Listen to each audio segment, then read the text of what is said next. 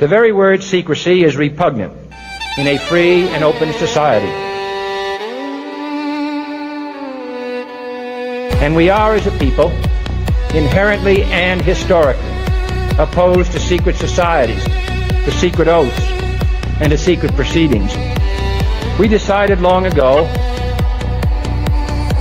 for we are opposed around the world by a monolithic and ruthless conspiracy that relies primarily on covert means for expanding its sphere of influence, on infiltration instead of invasion, on subversion instead of elections, on intimidation instead of free choice, on guerrillas by night instead of armies by day.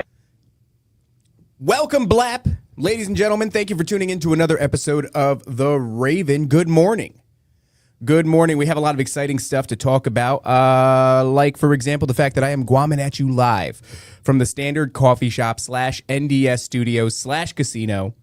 If you guys want to stop by, grab a coffee, really good coffee, by the way. I have a cup right here. It's wonderful. And hang out, shoot the shit with us. We're always here. So I always recommend people swing by. And what's really cool is you guys are actually doing it. We get almost a new face in here daily. Maybe not daily, maybe every other day. But it's always really cool. Before we get into today's show, and you can see we're going to talk about Epstein, I don't know if anybody cares about it anymore. I know I certainly don't, but I'm just in the habit of making things last second. So I wake up, I go, oh, I got to do a show today. So I go on Twitter, on the tweeter, and I look for what people are talking about. Maybe we'll end up talking about it. I do have some stuff pulled up about it, but I got to admit, guys, I don't give a single fuck about Jeffrey Epstein. This is orange camera, huh? I'm looking like a little bit of a dreamsicle. Patreon.com / Nephilim Death Squad. That's where you can go to support the guys. And we're going to talk about some developments over the weekend in regards to the food pantry. We'll get into all of that. But you can see we actually started doing something a little bit different here because I realized this is really fun. Like, instead of just tweetering, we've been sharing our tweets with the Patreon members, because whether you guys are the only people whose opinions we really give a damn about. So we've been, posting it in there, and I don't know what's happening. Are we gossiping in the Patreon? But it's a lot of fun. Your feedback, you guys on the Patreon, your feedback is. So we've been talking about the Albarino thing. I told you guys about how my wife slid a palm full of seashells across the table to pay for lunch the other day. But, also that's where you go to keep update with all your newest episodes, which I struggle to update. It's my job. I'm not doing a good job of it. I know you guys are getting upset. You expect too much from me. Early access to episodes, ad-free viewing experiences, listening experiences, et cetera, et cetera. Discount codes off of merchandise from toplobster.com. And if you're looking for a way to support me directly, you can see at the bottom there of the screen, you can donate to whatever platform you choose. I don't know, PayPal, Cash App, Venmo, David Corbo 7 on all of those platforms. And later on, we're going to do a call-in show. And that number is 321-209-8551. I'm going to have to get to it a little bit earlier than last time. One, we're going to have Austin Picard on the show later on. I think it's like noon or something like that. And you got to give the boy some time for plugs. Very important. You have to give Austin a buffer period for his plugs. The first two shows, this is part 3 in a series of shows we've been doing with him about sort of school, shooters, things like that. The first 2 episodes were plugs. Now that the plugs are out of the way, we're going to get to the meat of it. We're going to get to the actual conversation. But the other reason is because I didn't get through all the voice memos that we had last time. So while the lines are closed, you can call in 321-209-8551, leave a voice memo, and we'll get to those before we open the lines in the latter half of the show. The orange camera's really doing a lot of orange, huh? Whatever. Anyway, and then we'll open them up and we'll have some chats. So we'll try to keep it tight today. I wanted to thank you guys because if I'm not mistaken, so we've been talking about this food pantry that we wanted to do. And I said, basically, I wanted NDS to do something that's good. Because God knows we've done a lot of things. Race rallies at Bohemian Grove 3 and, pissing off the entire black community on Twitter. It's just a multitude of things. The Jews. And I said, why don't it would be nice to do something good. And I'm not saying that the show does the show does only evil, but it's just like something that we set out to do something good. And so I said, why not a food pantry? It seems really simple here at the Standard Coffee Shop shop/NDS Studios/casino. We're right next door to a Publix. So I said, what's easier than that, man? I mean, set up a table outside. We'll take some donations. We'll send some of our own cash. And what we'll do is we'll just go to Publix, fill up a cart, lay it out on a table, and we'll do that as many times as the money that's been donated will allow for us to do. Seems simple, right? I don't know. I thought it seemed simple. It still does seem simple to me. You guys have donated like over $3,000. That's a lot of food. That's a lot of food. I've never seen $3,000 worth of food. Now, we're like, how do we organize this? How do we do this the right way? I still think what we do is just continually go to Publix, fill up a couple of carts, lay it out on the table, and then when the table is near and empty, we go and rinse and repeat, and we do it for as many days or as many weeks as we can, right? I mean, $3,000 is a lot of food to move. And then at the end of it, we'll just take whatever's left over and we'll donate it to a local homeless shelter or something like that. But I'm not really looking to we live in a decent area. The Villages is a nice area, so we don't have like a ton of homeless. But I'm like, is it really like it's just like whoever needs it. Whoever needs it. I wanted to do something nice because after the holidays, people's bank accounts are struggling. And, there's all kinds of people out there, single mothers with kids that, use their last buck to buy Christmas presents. Now they got to eat the buttered noodles and that's not real poverty, right? But it is like, it's a little bit of a struggle session. If we could help people, we can help people. So I don't care who it goes to. I just want people to take it. But now we're wondering, because of the sheer amount of food that would be. And I'm putting this out here to you guys. I want to know what you think because, my whole thing was I wanted the whole community to be a part of something good. If we could orchestrate something good, that. So what do you guys think about, because I like the idea of the food, but I'm realizing I just like the idea of it. What's more practical? Is Publix gift cards more practical? But doesn't that kind of take away the fun of it? But then it's like, is that the point? Is the point the fun? Or is the point to feed people? Am I just retarded because I want to see like a mountain of food? I think I might just be a little retarded. Whereas Publix gift cards could be more practical. I don't know. So I'm just I'm throwing that out there to you guys. But thank you guys because one of the things I could see the live is getting all choppy. Are we good? Is everything okay? All right, I think we're good. One of the things that I said, we're gonna go to not orange, whatever. We'll leave it on orange cam. Thank you, orange cam. So it's like Subliminal Messenger says, can you give them emergency preparedness kits too? Then it becomes like this labor. It becomes like this big crazy thing. Redbeard says the gift cards might get resold or abused. That's true, but the way that I'm looking at this is like we provide the money and we provide the goods, and then whatever else happens from there, that's, let's let God handle that. So it's like, I was thinking about like, what if we made kits? But then it gets weird because it's like, okay, well, what if you pick up a kit and it's got like 5 things you don't need and only 2 things you actually do need? So like, I don't care. I don't know what you need. When we buy it, it doesn't belong to us anymore. It belongs to whoever takes it. It belongs to God. And then whoever God calls, and of course we'll do some things, right? We'll make some flyers and we'll hand them out to places. So like in the days leading up to it, people know that this is going to happen. We're aiming for like after New Year's because we got to like put the word out there a little bit, But then after that, it's like whoever God brings is whoever gets the stuff. And whatever they need, like, I don't care. Publix sells alcohol. That's a great point. I don't know. Just a thought. It's something that I'm like, because we don't plan. I don't plan. We don't even plan Bohemian Grove. It just happens. Rain Man Goulet says we do something similar in Charleston area, but we travel to these boxes that you can fill up with like cans and dry goods, and then we just go to the next box. It's literally 2 afternoons and done. Yeah. So because my thinking was like, during this time, we're still going to have to do shows. So like, I really wanted it. Because, you know, Matt was like, why don't we go to the hood and like hand it out to people who really need it? And I'm not that good of a person. I'm done with the hood. I'm not going back to the hood anymore. You guys know that I got out of there by the skin of my teeth. I'm done. I'm not going back to the hood.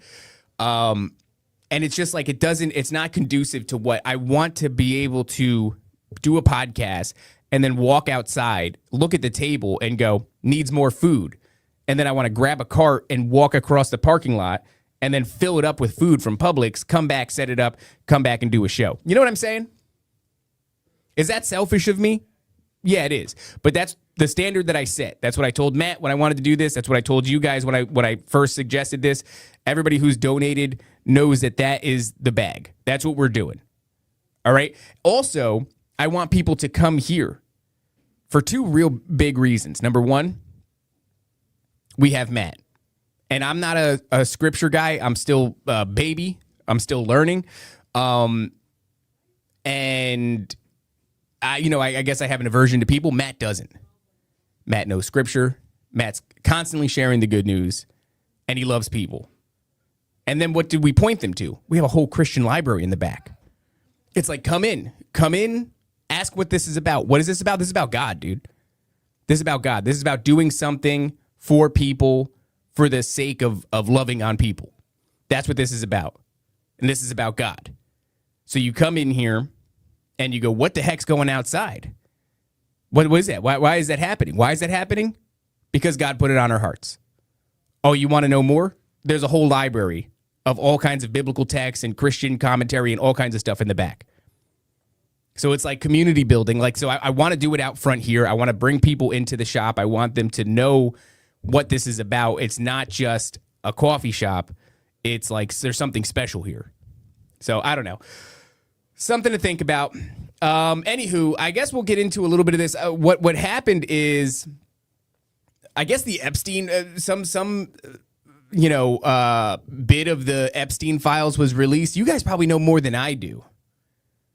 Epstein is an apple. Who said that, dude? Let's go back to that. That's crazy. Who said that? Excuse me. Dana Klassen. Epstein is an apple. Yeah, dude. You nailed it. You nailed it. That is exactly what Epstein is. For those of you who don't know, shout out to Subliminal Messenger. I could see him in the chat. I don't know if Eamon Rat is woken up yet. He's a lazy slob. But we did an episode with those guys, and hats off to Disagree to Agree. It was so timely and such an important message. And it was about this idea that there are conspiracies that could be, how would you say this? Analogous, metaphorically? No, I'm not going to give up on that word. Analogous. Analog. I guess I'll give up on the word. What you could use this golden apple as a metaphor for these conspiracies, where in some Greek mythos, and forgive me, I'm going to butcher it, so I'm not going to try to rehash it here. There is a goddess who is a goddess of chaos, among other things, and she kind of weaponizes these golden apples, and she'll toss them into a scenario, and people will be drawn into them and fascinated by them, and their fascination, anal goose, thank you, their fascination with this apple will cause the apple to grow in size. So what it is it's a mountain, or a mountain out of a molehill, but it's a much better descriptive of when you come across a thing that like troubles you and you focus on it, it ends up becoming analogous, like canal, analogous. Is that it? Analogous. Anyway, your attention on this small problem causes it to grow exponentially in size until it's a monster. And until it literally blocks your path. There was one story about Hercules in a cave system or some shit like that, and he comes across one of these golden apples. He starts bonking it. Next thing you know, it grows to such a size that it blocks his path, which I actually thought was even more of an important metaphor, because it's like we're on a path, and that path is Jesus Christ, right? You orient yourself to God, and the path is narrow, right? The path is narrow. And if you are coming across these golden apples on your path, let's say one of them is Epstein, and you're like freaking out about the Epstein thing over and over and over again, and you're bonking that apple, look at Epstein, look at this, look at that. It's getting bigger and bigger and bigger. And what is it doing? It's blocking your path. You have a job to do. You're on a journey, and it's incredibly important because that path is narrow. And few are those who pass through it. The gate is wide, the path is narrow, and we really can't afford to be. It's one thing to talk about it. And it, look at it or whatever, because that's what you should do, right? You pass the apple, and you don't ignore the apple. You don't pretend the apple doesn't exist, right? Top like to talk about that in the context of the Jews. It's not like you just are unaware of the Jews or the apple or the Epstein or whatever. You just talk about it. You go, hey, there it is. But let's not spend too much time here. We got to keep going. And I thought that was a really great, it was a great episode. I highly recommend people check that out. I believe it's out on audio. We got to drop it on video. Those guys are great. Go and check out, if you're not already subscribed to Disagree to Agree. I know they have a Rumble. I know they have audio platforms. I'm not sure if they have YouTube. If they do, go and find it. Analogous. Thank you for Psalms 40. It was one of those things where it was kind of serendipitous. I always attribute that. I don't like even using that word anymore. I think when you get serendipitous moments like that, I think it's the Holy Spirit. And if you would have just seen the way the group chat between Matt and Top and I, although I wasn't really partaking in it because it's just, it exhausts me a little bit, the Jews. But they were just going back and forth, boom, boom, boom, boom, fighting about the Jews. A lot of it is like funsy fighting, but then it does get, kind of passionate. And then all of a sudden we sit down and we do this episode. It's just like, man, when something like that happens, I'm like, thank you, God. It's just a little bit of, here you go. You've got this thing that's on your heart that's you're looking for answers to. And after that episode, I was like, yeah, that is the answer, dude. It's like, yeah, call out the apple, but keep it moving. So we're back in this Epstein thing. I don't know what happened. I don't know when are you going to see me make a pastinio. I don't know how to make a pastinio. I'm not a barista. You know what's amazing, though? There's a dude named David who's on Twitter, on the tweeter, and he bought me a Christmas present. He bought me a welder, guys. How crazy is that? He bought me a welder. So I've got a welder. It's a TIG, MIG, and a stick welder coming here to the shop. And now I'm like, dude, what are we going to do? Because, Top has this laser machine. And he can, laser things out of sheet metal and stuff. And he's been looking. He's like, yo, do you have any welding supplies? Because I could use this or use that. And I'm like, I don't have any welding supplies. That's all. And then all of a sudden, I look in my DMs in my request section. Every once in a while, I'll check the request section. It's mostly filled with bots trying to sell me porn. But every once in a while, there's something in there. This dude he bought me a welder. Incredible. Shout out to David. Thank you, dog. I was speechless when I saw that. I don't remember what I was talking about. So I don't remember why I got on that topic. I don't know what actually happened with this Epstein thing. I guess we'll read a little bit. Let's read a little bit. I got an article here from the BB. How about y'all fix my car? I mean, what is it? What do you need? Exhaust welding? I don't know. What do you need? Now, because now I'm like, okay, so I have a welder coming. I still have my old helmet. I know it comes with gloves. But now I'm like, well, if I'm going to do this right, I need not an acetone. I forget what it is. It's like a high, really, really aggressive, almost like rubbing alcohol. But there's a word for it. That, and I'll need a grinder. I'll need a new grinder, and I'll need 2 different stainless steel brushes. One for steel, one for aluminum. so I don't contaminate. Because if I'm going to do it, I'm going to do it right. Denatured, thank you. They tried to kill me. What are you talking about, Amanda Show? What's a good starter machine for welding? I just need to do spot welds. Spot welds, I mean, I would say really what you're going to need is a MIG. There's a spot welder. That's a different thing. That's where you've got these two copper pieces that come down and they'll pinch sheet metal in between it.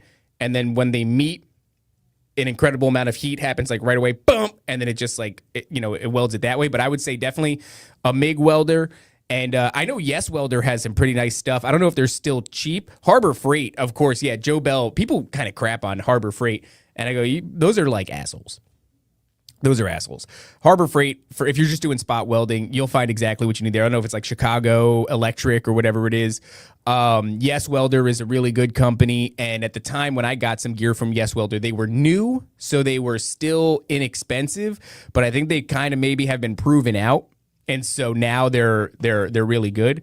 But you can find a welder on Amazon for, I don't know, maybe like $100 and something bucks. And I think they'll come with like a whole package where you'll get like some gloves, you'll get a couple of brushes, and whatever. But whatever you weld, just make sure that it's clean.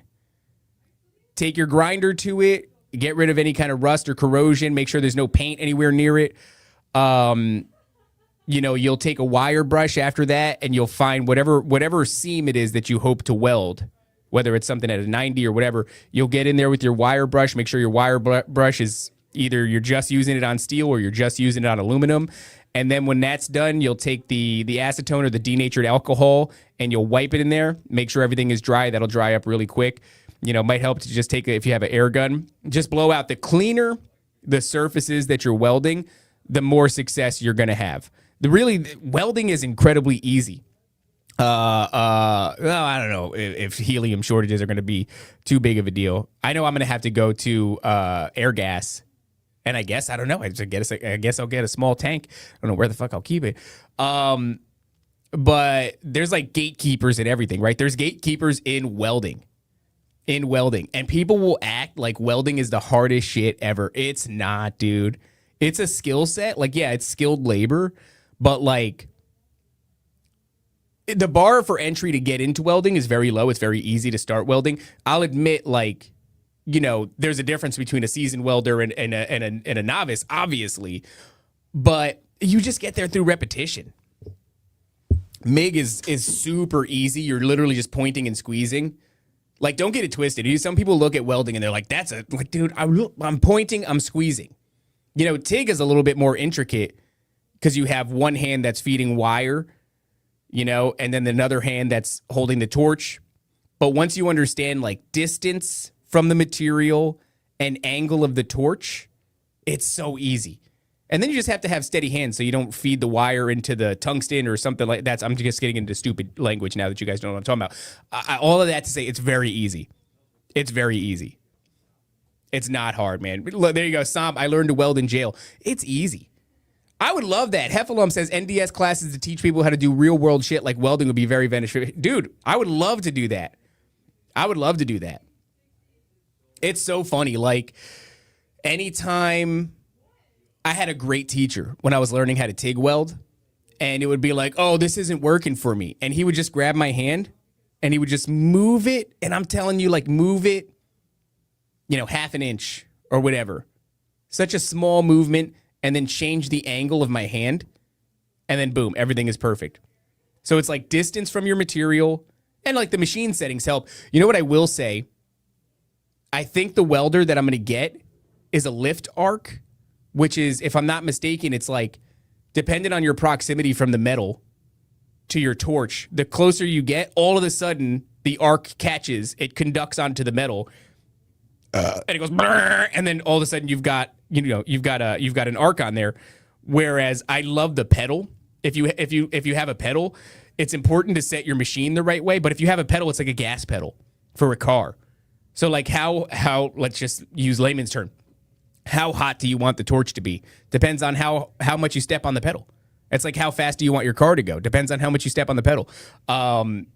but I think I can maybe adapt it. I think I might just be able to get a pedal for it and change the mode. Anyway, geez, man, I'm sorry, guys. That was all a lot of bullshit. Let's read some of this. I used to be a machinist. I had a 3-ton metal block fall on my feet. Damn, dude. I'm gonna test your welds. I've never failed a weld test. Def not. Somebody tried to call out my welds and they said that my heat zone didn't look good. But I was like setting the standard for it. You guys don't have context for this. I posted a picture of my welds from an old shop that I used to work at when I was making off-road parts for the Ford Raptor. And we had to test all that shit. And I never failed a weld test there. And I was their number one guy. I became shop foreman. And my buddy who was shop foreman got promoted. So he got promoted to something else, and then I took his spot as shop foreman. My heat zone's crushed, dude. All right. But honestly, MIG is so stupid easy. So stupid easy. The block crushing my feet was one of the best things that ever happened to me, though. 3 months of not walking was worth what I got afterwards. Oh, nice. Good for you. Good for you, dude. I know where you're going. Okay, so let's... I didn't test it. We sent it out. Actually, no, we didn't even send it out. A guy came here. And I know he did a bend test. He did some other shit. And then he took one of my samples out of the shop. I don't know what he did with it, but everything passed. But he did the thing where you try to rip it and see what breaks. Is it the weld or the material? The material always ended up breaking, not the weld. Okay, so let's go here. I have this article from the BBC, and we'll read a little bit of this, and then we have a video to get into. And then, geez, man, I've already been yapping for so long. Okay, so who and what are in the Epstein files? So I guess the Epstein files were actually released. This is 19 hours ago from the BBC, so you know that you can trust it. The U.S. Justice Department has released an initial tranche of documents related to Jeffrey Epstein. The documents, which include photos, videos, investigative documents, were highly anticipated after Congress passed a law mandating that the files be released in their entirety by Friday. Oh, is that mean to say that by this Friday they're going to be... Yeah, because this is only 19 hours ago. So by this Friday, they have to be released in their entirety. I'll get into my opinions on it in a moment. Let's just get through this. So, however, Democrats and some Republicans accused the Department of Justice of violating its legal obligations after it said it would not be able to release all the documents by the deadline. Okay, so I guess we're not. Many details of the thousands of files have also been heavily redacted. Right, so, it's the same old shit. This is the Apple. This is a great example of the golden apple. On Saturday, at least 13 files were removed from the DOJ website. Deputy Attorney General Todd Blanche later said it was done to protect victims' privacy. Okay. A number of famous faces included in the first batches of files. Former U.S. President Bill Clinton. Yeah, dude, whatever. Andrew Mountbatten Windsor. And musicians Mick Jagger and Michael Jackson. Damn, Michael Jackson was in the Epstein files. It doesn't mean anything. Being named or pictured in the files is not an indication of wrongdoing. Many of those identified in the files or in previous releases related to Epstein have denied any wrongdoing. I've got a picture here. I guess I'll share this. We'll go through this. Might as well put it on screen. Because there's some pictures and yada, yada, yada. Boom. Screw that. I want Raven jumping on a trampoline. I'm not jumping on a trampoline for you, Z-Man. So here is Bill Clinton in a pool in a hot tub. Oh, that's interesting. What I will say is it has that Greek, what would you call that? Aesthetic to it. And so remember those pictures where it was a hot tub and it was children, and we're talking like 8 or 9 year olds dressed in togas, serving food to people in hot tubs in this like Greek, aesthetic spa. And those came out at a time where it was like, we were all speculating as to whether or not it had anything to do with Epstein. And, well, this only kind of bolsters that, huh? I guess before we go any further, I should preface this with like, hey, man, we don't know what's real anymore. We're there. AI is now to the point where it doesn't matter. It doesn't matter anymore. Cappy's dead man switch. Isaac Cappy? Or you said Clappy. Is that somebody? Maybe that's somebody I don't know of. I know this guy has supposedly had a dead man switch, McAfee. But goes on watching, says, I'm going to teach my kids to stick weld with an old tombstone. And once they start, I can let them try a stinger. That's cool, man. I used to weld with my son. So I would teach him how to MIG weld. It's the same thing. Yeah, Cappy. It's the same thing. Proximity to the material and your angle is everything. And then once you understand it intimately, you can weld with either hand. You could weld in any position. You know, they make a big deal out of like all the G's if you're doing like I don't know what is even, because I never got taught in a, what would you call it? Like an academic. I didn't go to school for welding. I became a great welder, but that's only through repetition. But there's a lot of emphasis on like the G's, 1G, 2G. I don't really understand it. I know it's like a vertical weld, an overhead weld. You know, if you could do that, then you get certified for different whatever, and you're worth more money. Once you understand the angle and the proximity from the material, and then like your speed is predicated off of how fast the wire's coming out and how much heat you got, meaning the speed of how fast you're moving your hands. And then like, I don't know, once you do it enough, you just know. It's like drawing or writing. How about 5G? I don't know if that's the one that gives you cancer. Actually, funny enough, both 5Gs give you cancer. Welding will definitely give you cancer. Don't breathe those fumes in, but there's really no way around that. Okay, anyway, so here's this image. Several of the images released include former U.S. President Bill Clinton. We know that, right? It's like, who gives a shit? It's just these same old names getting rehashed, like bonk the apple, bonk the apple. One picture shows him swimming in a pool. Another one shows him lying on his back with his hands behind his head in what appears to be a hot tub. Clinton was photographed with Epstein several times over the 1990s and early 2000s before the disgraced financier was first arrested. He had never been accused of wrongdoing by survivors of Epstein's abuse and has denied knowledge of his sex offending. That's not true, though. He's been accused of, having an affinity for, I don't know, like boys or some shit. I forgot what it was. A spokesperson for Clinton commented on the new photos saying they were decades old. Who gives a fuck? They can release as many grainy 20-plus-year-old photos as they want, but this isn't about Bill Clinton. Never has, never will be. Angela Urena wrote on social media. Who gives a fuck? Who gives a fuck? There are two types of people here. The first group knew nothing and cut Epstein off before his crimes came to light. The second group continued relationships with him after. We're in the first. No amount of stalling by people in the second group will change that, especially MAGA expects answers, not scapegoats. That's funny. They're going to turn this into a party line thing, huh? Where, like, if you hate MAGA and you're one of those complete retards that just, like, marches in lockstep whenever a trigger word is said, MAGA, that just did it. Like, how many people did that simple statement galvanize to all of a sudden Bill Clinton had nothing to do with this camp? Like, they didn't think that, or they were on the fence, and then that line right there, especially MAGA. Yeah, you're MAGA. Like, shut up. These people are fucking. Here we go. Here's pictures of Bill Clinton in a hot tub. Here's pictures of Bill Clinton dressed fancy. This is some Saudi Arabian shit, huh? You guys are dressed like Saudi princes. Epstein allegedly introduced Trump to a 14-year-old girl. Oh, there it goes, right? MAGA. This is hilarious. I haven't been in any like party line crap in so long. It's just it's funny to see this. It's funny to see this. I'm not saying that he didn't have anything to do with it. I'm just saying, like, you could see the lean here. BBC being a left-leaning publication. Or at least, I can't say that I know that for a fact. I'm just saying based off of what I'm looking at right now, it seems glaringly obvious. They look like they're dressed for an Afghan wedding. Yeah. Yep. Agreed.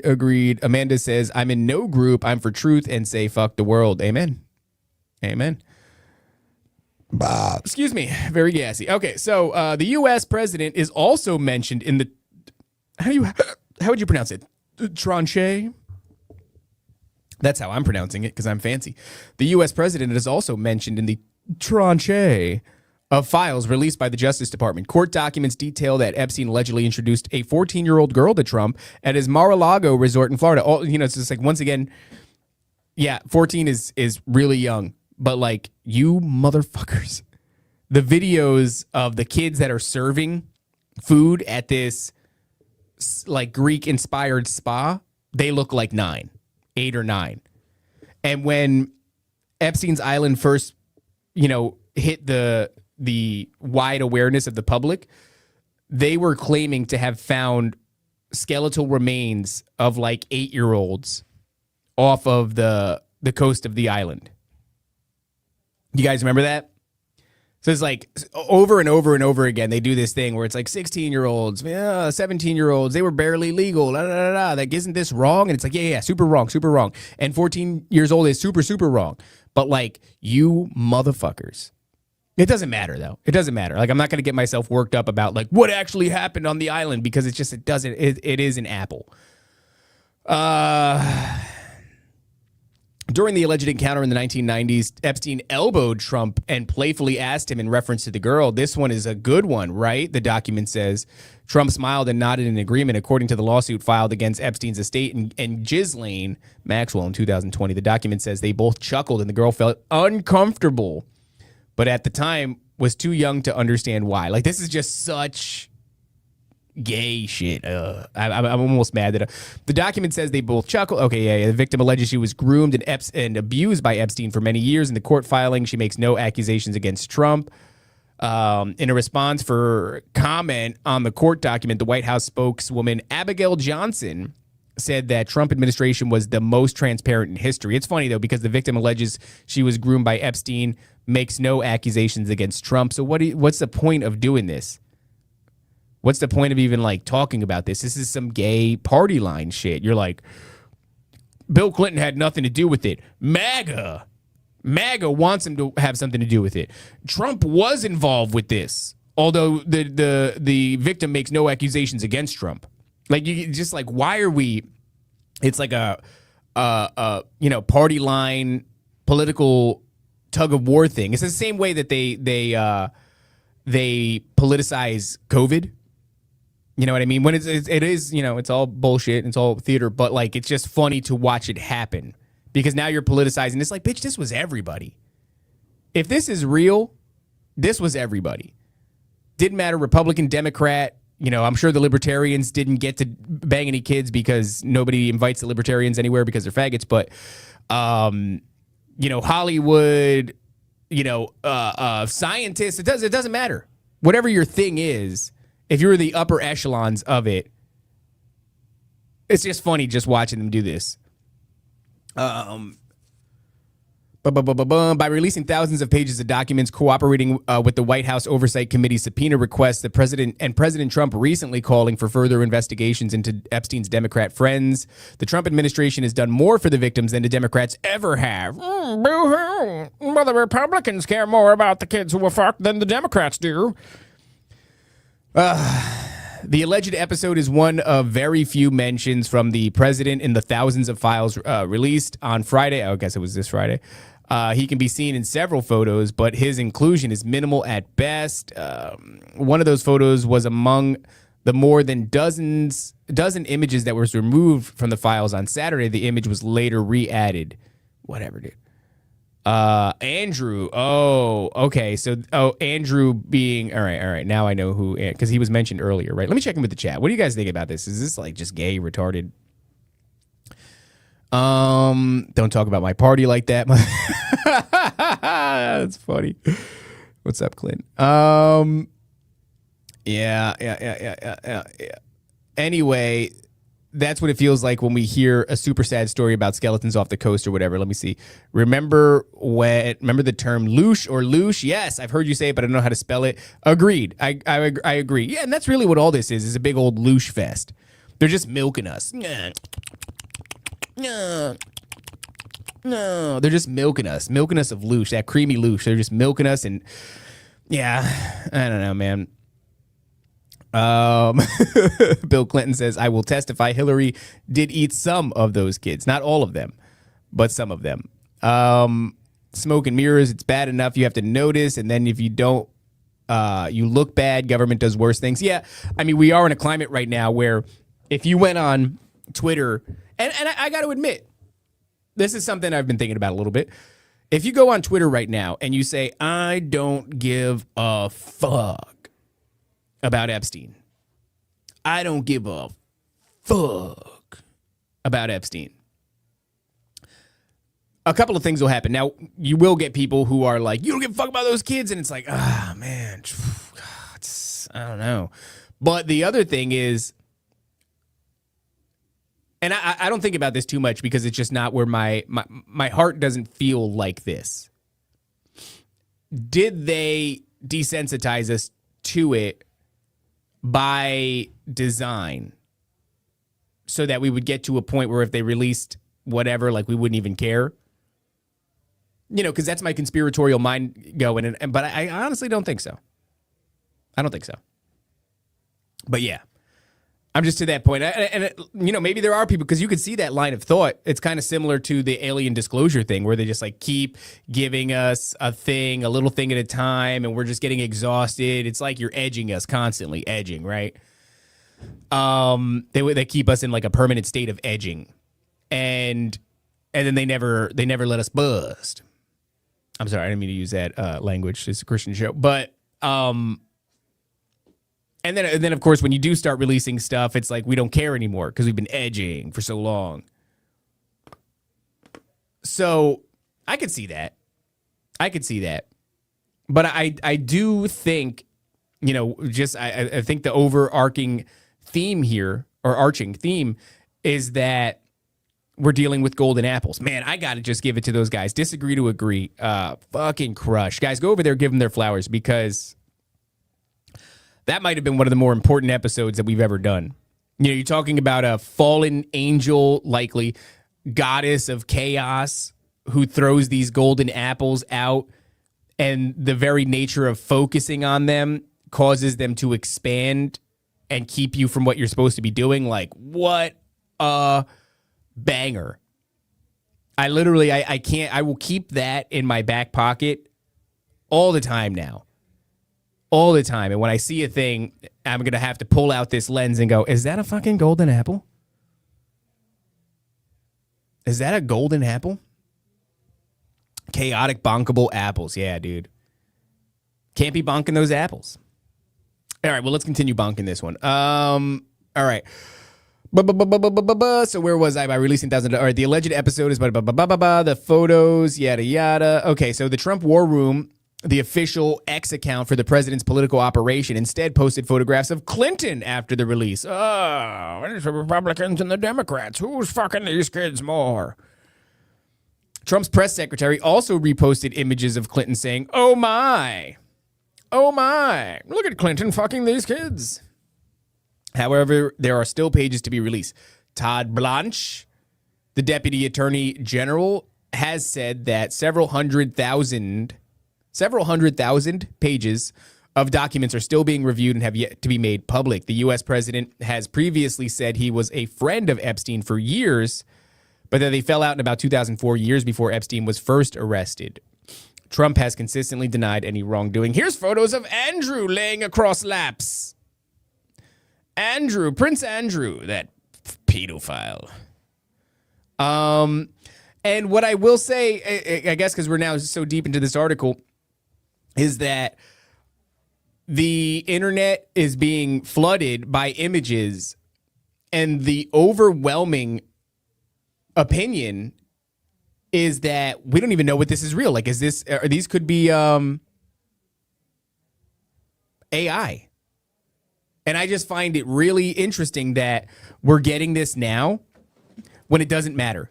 It doesn't matter because AI is to the point where it just doesn't fucking matter anymore. And I've been saying for a while that we're going to get to a point in this information warfare thing where the fakes will be indiscernible from the truths, And the only thing that's going to get you through this is Holy Spirit. And I fucking mean that. I really genuinely mean that. It's going to get so saturated, and we're probably there right now. We're probably waist deep in it right now with fake images, fake videos, fake audio files, you name it. And when the big thing on the horizon is all predicated off of documents, videos, photos, and audio files, it means nothing. It means nothing anymore.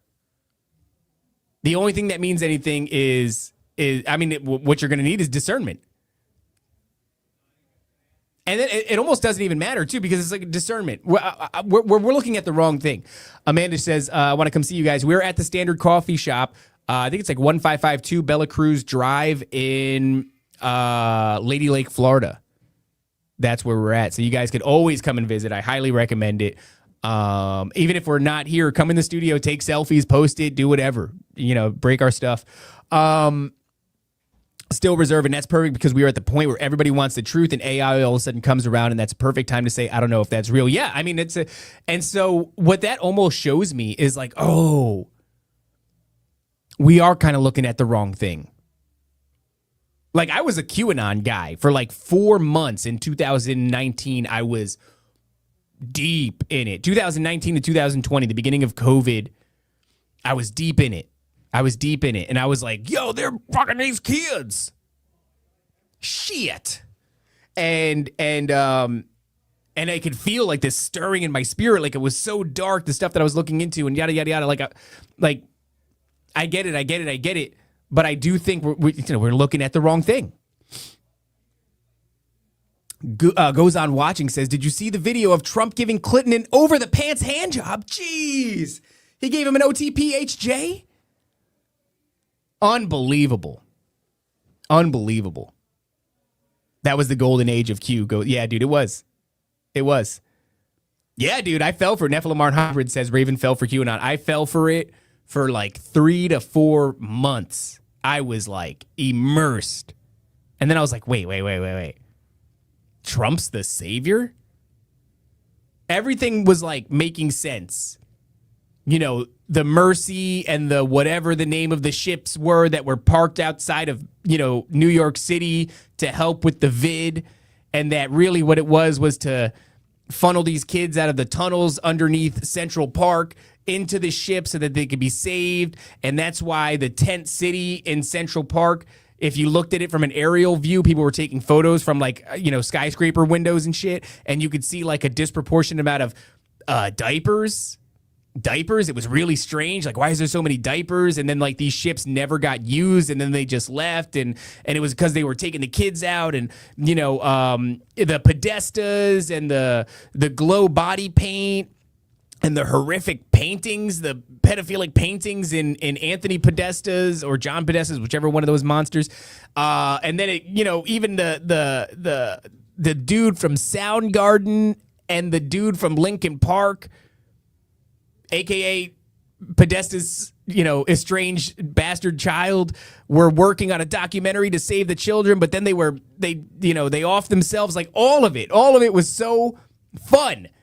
It was so fun. I mean, it was dark, but as a conspiracy theorist, like, we were getting just blap, blap, blap, blap. They were milking us. And, so it was all like, there was so much, but then when it came to like, and then Trump is the savior. I was like, bro, get the fuck out of here. Never bought that. Juan hasn't posted in months. I hope that nigga's all right. Which like Juan Ayala or the Wano Saven thing? Oh yeah, the one-on-one pod. Dude, I don't know. Juan like stopped. Stop. Isn't there something interesting too? It's like that Lincoln Park was some sort of a government operation, like a black ops bullshit that had to do with children. I don't know. It's like all of it. And I'm not saying that wasn't true. That this guy's not the illegitimate son of John Podesta, and that Chris Cornell, which by the way, like Soundgarden fucks, dude. I was going through Soundgarden recently. I was just like, damn, dude. So good. So good. Juan seems to be just chilling with his family per Discord. Good. Good.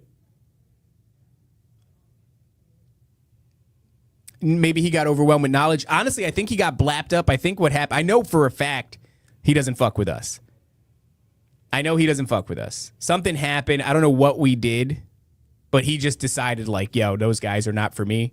I know that for a fact. I'll never know, I guess, what it was that did that. But I think he got like kind of screwed. Like he lost monetization on YouTube and he had been working on that for so long. And then, you know, and then I think it was like kind of a spiral from there. But Juan is one of those guys that like, you want to talk about information?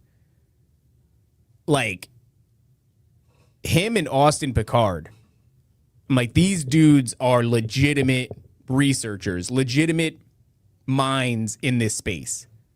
So I don't know, man. It sucks. I wish he still liked us, but what can you do? You got to move on. I'm sure he'll, you know, or maybe he's right. Maybe we're gigantic pieces of shit, and it shouldn't be too confusing why he don't fuck with us no more. Chris Cornell's Euphoria morning solo work was underrated. Black Hole Sun, obviously, Black Hole Sun is like a stone. So good.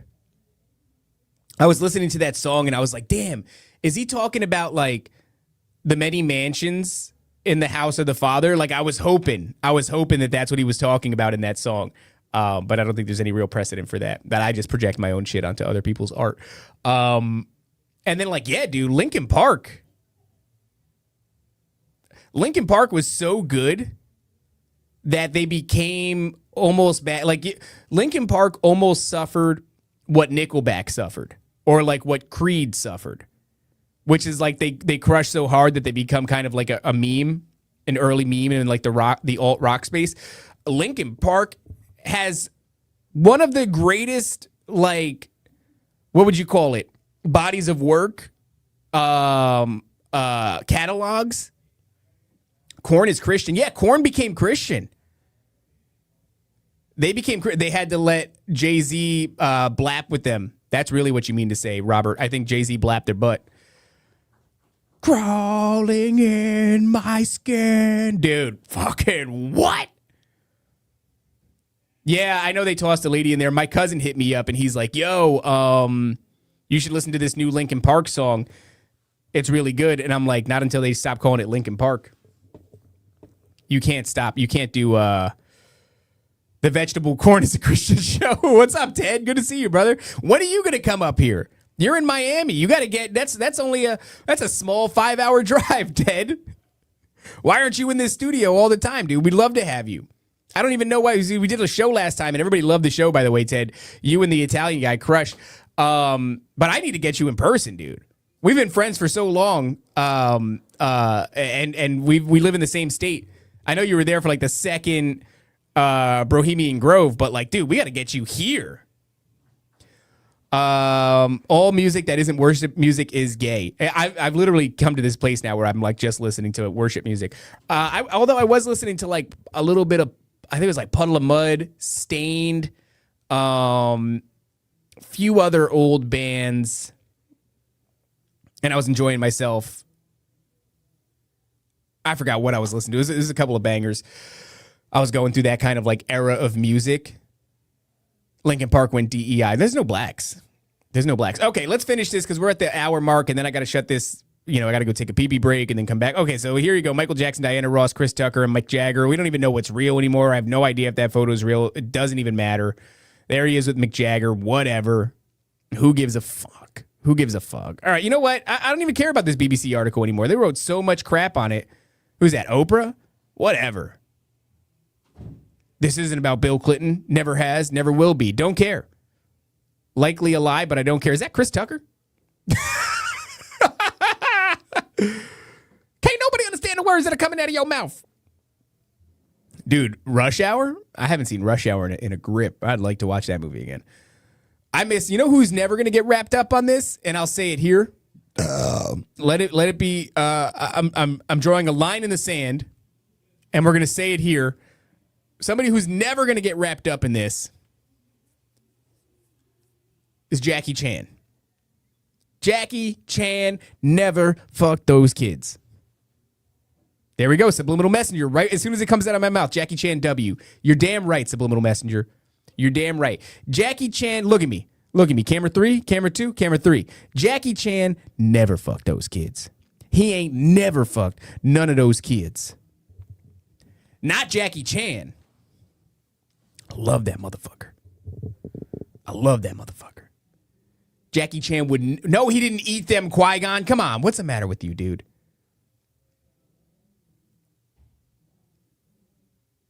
What's the matter with you? He ate them. He didn't eat those kids. Here, let's play this. It's a little video from a redheaded libertarian. It says, this is incredibly powerful. This was sent to me by Chuck. Chuck from Guam. Chuck the homie from Guam. So let's see what this is real quick. We'll open it up. It's an AI video. And it'll be fun. We'll end this segment on this. Fed. She might be a Fed. I like Josie, though. She's solid. Always been very kind to me. If people are Feds when I meet them in real life and they're nice to me, immediately that's how you pull the wool over my eyes.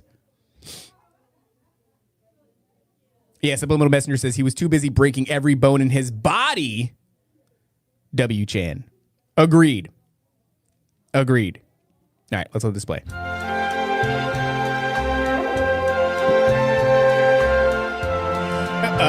I guess we should. So for the audio listeners, it's an AI video of Epstein, and it looks like he's going through all these different movie sets and taking selfies with people. So he was just taking selfies with the guys from Eyes Wide Shut, Tom Cruise and all the masked people.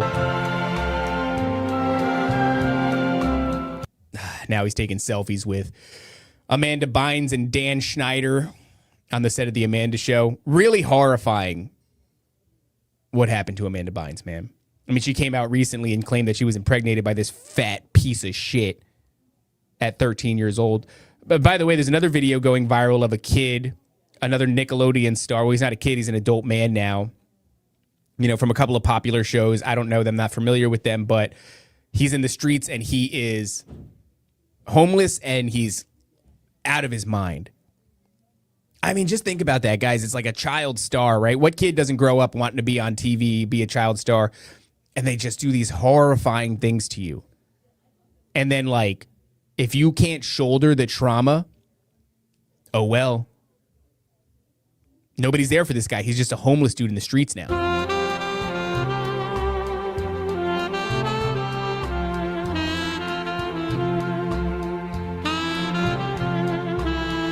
Oh, he's on the set now of Drake and Josh.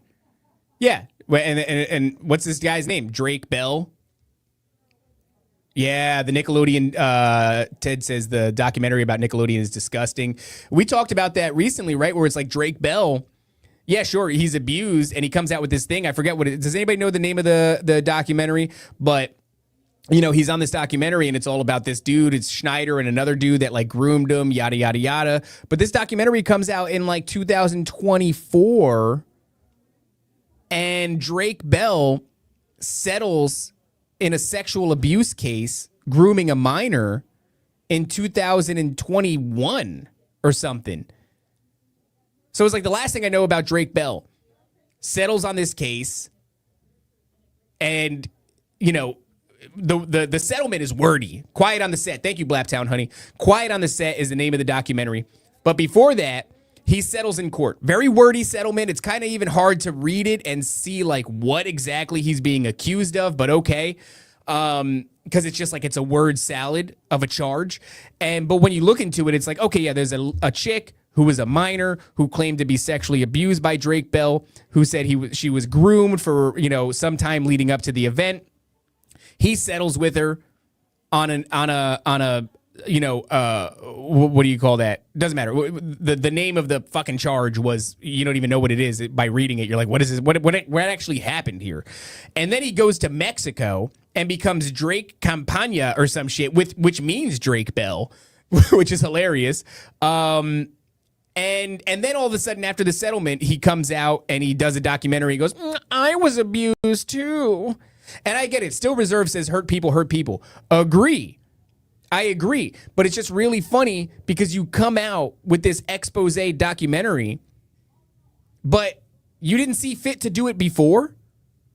You didn't see fit to do it before. You saw fit to do it when you were in the hot seat for abusing some kid. Then it was important to come out and do this shit. It's just like, damn, dude, these people are all just disgusting pieces of shit. So it's like now if you look up, let's say Drake Bell groomed, what's the first thing you're going to get? Yeah, and Emily says, hurt people don't have to hurt people, to be fair. That's a great statement. I always love that. You ever see somebody that's like in a relationship and they like cheated on their wife or something, and then what do they say? They're like, I didn't have any good examples growing up. My dad cheated on my mom. I've never seen a successful marriage. Shut the fuck up, dude. Take some accountability. Take some accountability. That is the gayest shit. I don't like that. I never had an example. Ted says, hurt people do hurt people, but everyone knows that now. So the people who hurt other people tend to use that as an excuse, even if they weren't. Yep. That's it. All right, let's see what's going on here. Let's let this.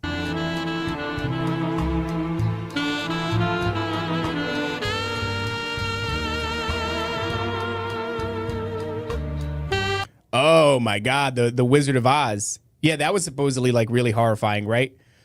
Oh, I wonder if they're gonna do the one with the kid. So I know like the little girl from The Exorcist, that was really bad. And there was one little girl in particular whose name is like super famous in old school Hollywood. You guys will probably remember it. I don't remember it, but yeah. So now he's laying in bed with Dorothy on the set of The Wizard of Oz. I mean, this is kind of creepy, kind of haunting.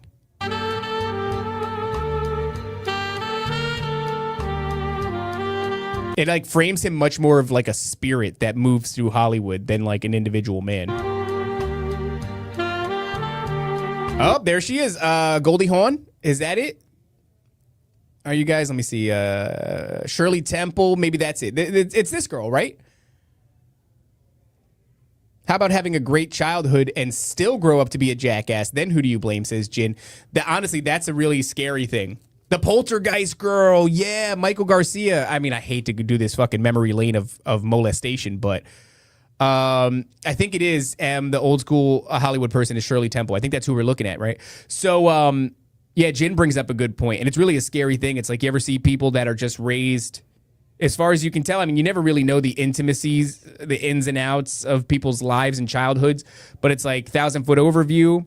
Healthy parents, they seemed to care. They were there. Kid got good schooling, was taken care of, happy, healthy, achievements, good grades, you name it, whatever the mark of a good child is. And then they just grow up to be a terrible murderer, molestator. Scott was molested by an alien, and I knew that about him, and it saddens me. Intricacies, well, I mean, intimacies in the sense of like you don't have an intimate knowledge of somebody's life. Kubrick did to Shelley Duvall. I'm not familiar with that one. Shirley Temple was catching a... Jeez, Q, what are you doing?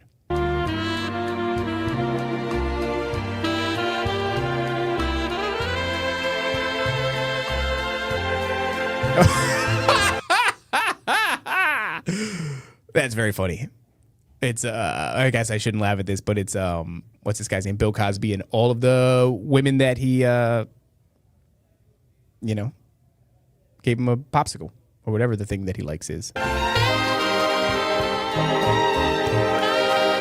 Fudgesicle.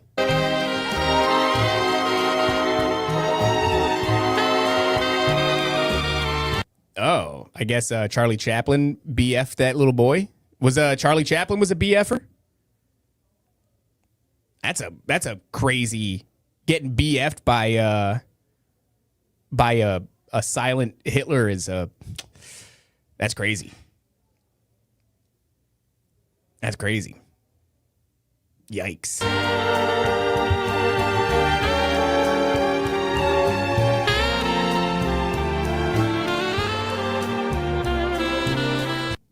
Ew, Dan Schneider's all sweaty. I don't know what this is, but it looks like another Nickelodeon production. I Oh, yeah. This is the one where it was all about the feet. I remember seeing it in the documentary Quiet on the Set. I think that's Ariana Grande when she was white. Does anybody see the demon above Dan Schneider's head? There's a black guy with like a gigantic noggin. He looks like a monster. Sometimes AI still gets it weird, huh? I don't like that they made him sweaty. That reminds me of that Tarantino picture too. Where he's like sucking on a toe of what's clearly a child. Tarantino is a great, I mean, he makes some great films, but he can get dragged out into the street and be effed and then executed, as far as I'm concerned. Respectfully. Of course.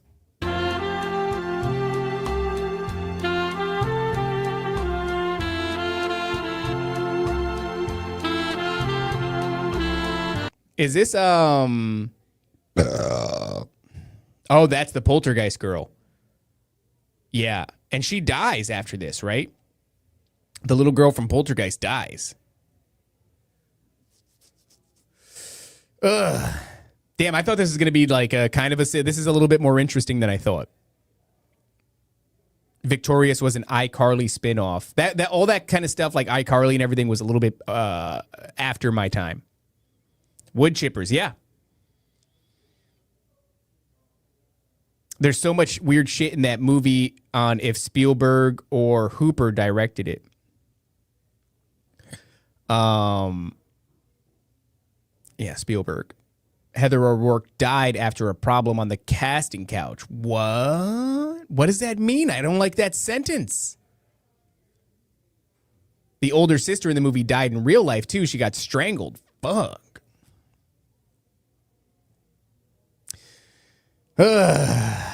Yeah, there is a spirit that moves through Hollywood, and it's been doing it. It's an open secret, right? Like, you ever hear fucking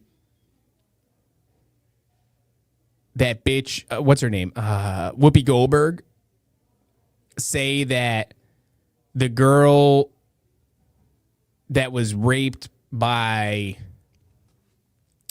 Damn it, guys. My recall is off today. What the hell's the name of the director that she was kind of running defense for?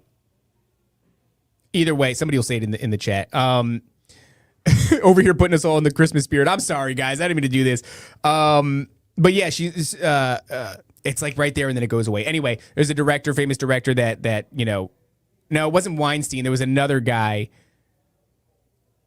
And she basically just said that 13 isn't... No, it's not Weinstein. I see everybody thinks it's Weinstein. It's not Weinstein. Damn it. It's like there for a second and then it's gone. I have it and then it goes away. Polanski. Roman Polanski. Thank you, Chilito Bear. There you go. Polanski. Laney got it too. So, yeah, Roman Polanski, bangs like this 13-year-old. And she basically says, like, there's no such thing as a kid in Hollywood. That's what she said. On The View. That's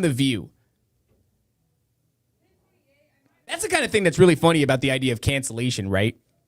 Is like she can get on The View and say if Roman Polanski raped a 13-year-old girl, there's no such thing as a child in Hollywood. And then what does she do? She gets to continue. Thank you, Matt. What is that? Somebody bought it for you. You got to stir it, though, before you drink it. And drink it in like 2 drinks. Drink it in 2 drinks? What is this, dude? Quick. It's going to be good. Holy smokes, I can smell this. This is... Whoever bought it for you. There's no sugar. There's no sugar? Is this going to be really hot? Kind of mid. Ooh, that's hot. It's kind of mid. What am I... Just blow back the crema. The top is the crema. Blow it back a little bit. Blow it back? Like that. Put your spoon down. Well, it's hot.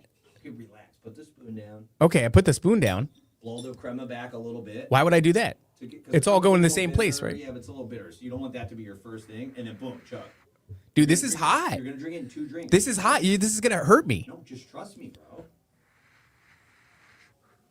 Epstein, what is this, dude? That's creepy, bro. Whoa, that's hot, dude. Drink, isn't that good? Oh my God. Is that a vibe? Yeah, that's poison? No. Oh my God. That's a vibe, dude. Ah. I'm proud of you. Whoa. That dude, I knew that was going to be hot. You're going to be hyped, dude. You're about to have like good jokes and stuff. I'm going to have good jokes. I think I'm going to pass out. The View should be called The Coven. Yeah, dude, they're legitimate witches, right? Imagine it's a hot dog and inhale it. Who sent me that? Jeez, man. It was like drinking cigarette butts. Jeez. Okay. Let's finish this, and I don't even know if we're gonna roll into. We might just open the lines. Shots of espresso wasn't on my bingo card, dude. I've already had a coffee.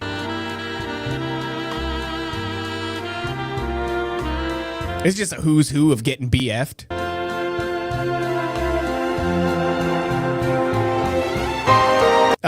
Dude, this guy too actually does sadden me quite a bit. Bieber makes me sad, man. Like somebody was like, he was singing worship music and some pastor's going off on him. And he's like, when I sing worship music, I don't squeeze my pecker.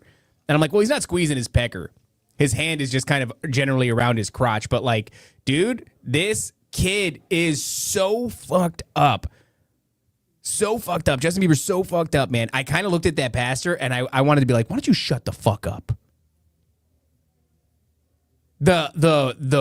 I mean, guys, you remember the video? He's in the club with the football player. I don't even want to go any further than that. This kid was so fucked up. His mother abandoned him to music industry executives.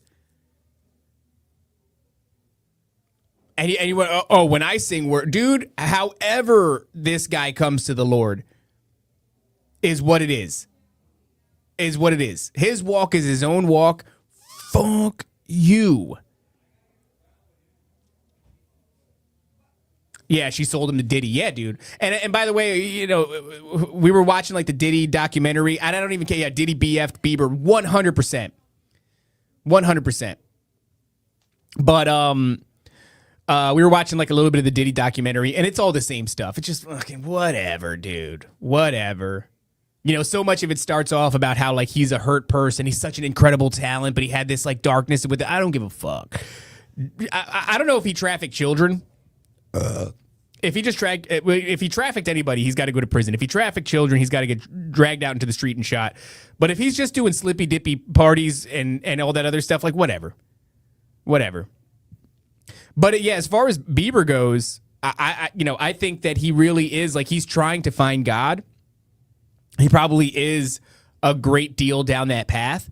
And like, yeah, imagine being somebody who's like steeped in Hollywood and everybody is controlling like every aspect of your life and you're trying to find Jesus. You're trying to find Jesus. Like, yeah, you're going to find the dude with the dick root, the whatever the pastor was, like the hipster pastor who sags his pants so you could see his bush or whatever. Like, you're going to find a couple of false shepherds on the way there. But like, it seems like he hasn't given up and he's still going in that direction. Jesus had spit in a guy's eyes, LOL. I was actually just listening to that the other day. I was listening to the book of John, and Jesus spits into the dirt and makes mud and puts it over the guy's eyes, and then when he opens his eyes, he can see again. But I see that people were like, ha, Jesus spit in a guy's eyes. Like, dude, just fucking read the thing or listen to the internet. Whatever works for you, it's fine. Whatever works for you.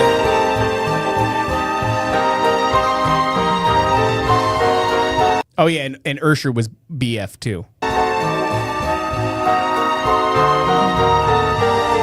Oh, this is a great inclusion.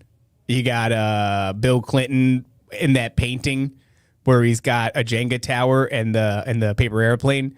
I always look at that. I go, that's fascinating. That's a fascinating. Like, people don't focus on that enough.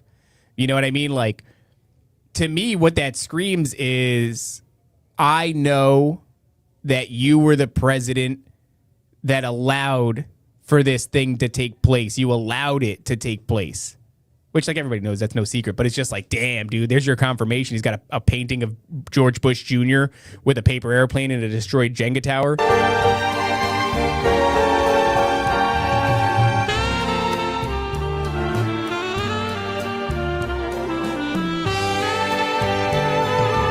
Yep, there he goes.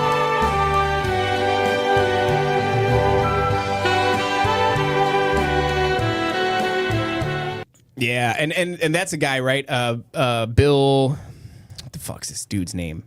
Bill Gates was one of the few people that, like, they can prove decided to maintain a relationship with him after his first BF charge.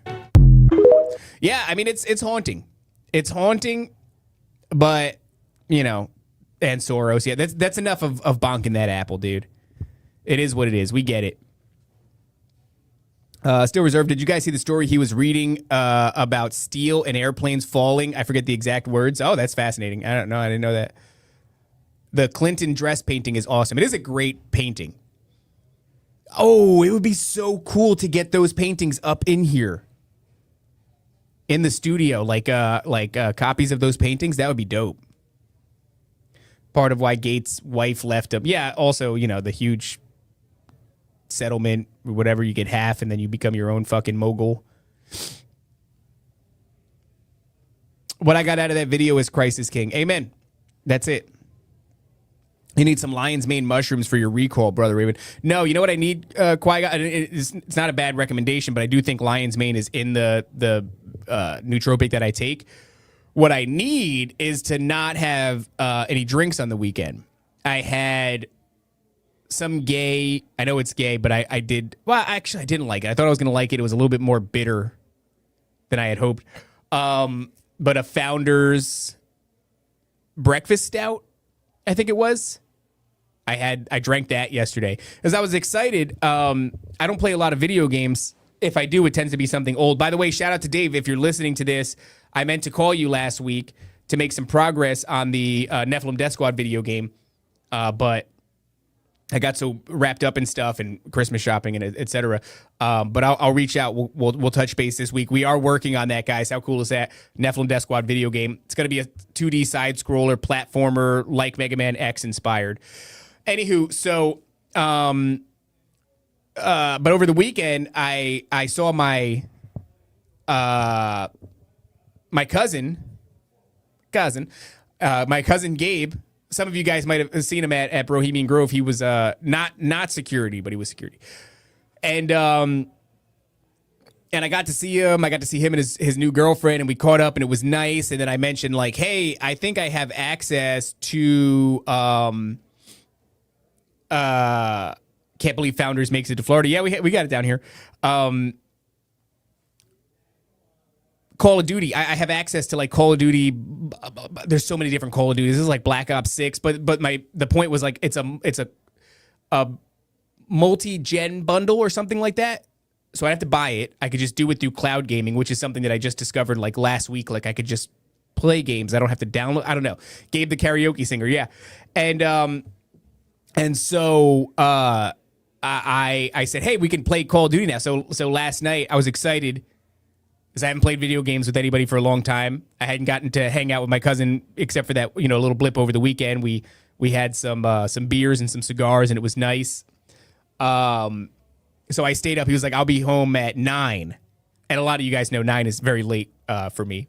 But I stayed up till 9, and I drank a 4-pack of Founders breakfast stout, and I played Call of Duty with my cousin, and it was fun.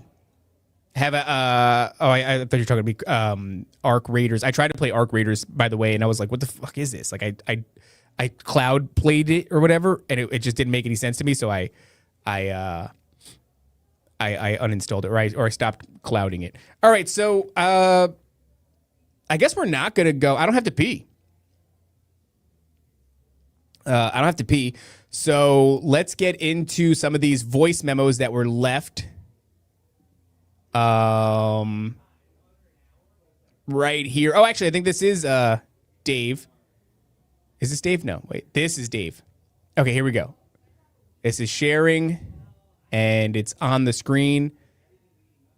Boom, boom, boom. Okay, guys, you know the deal. It is when I'll tell you what the deal is in a second. 321-209-8551. The lines are closed. If you want to call and leave a voice memo, that's cool. We're going to get through the voice memos, and if there's time afterwards, we'll open up because there's a lot of voice memos. We'll open it up and let you guys call. I do have to wrap it up kind of soon because we have another show. Split screen shenanigans with my bros for the holidays. Dude, I miss all that. I used to love, if you stand up, I bet you do have to be, maybe. I'm sitting down right now, though, so I'm good. I used to love that. Couch co-op, Halo, Halo 3, Halo 2, fuck, Halo 1. But it was nice. It was cool, like, I did a little headset thing. My son has a headset for his Nintendo Switch, which he never uses. I don't know why we got it for him because I don't let him play online games. But I was like, oh, we have that headset. Maybe. And so I tried it. It worked. It had the little mic and everything. And I made it so that I can only hear my cousin. And then me and him just shot the shit and played some Call of Duty. He's good. He's good. All right.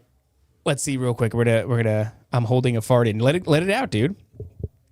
You know you can pair like 8 controllers to the Switch. Yeah. That's something that we got to play. You know, like Mario Kart or something like that. We haven't been doing that.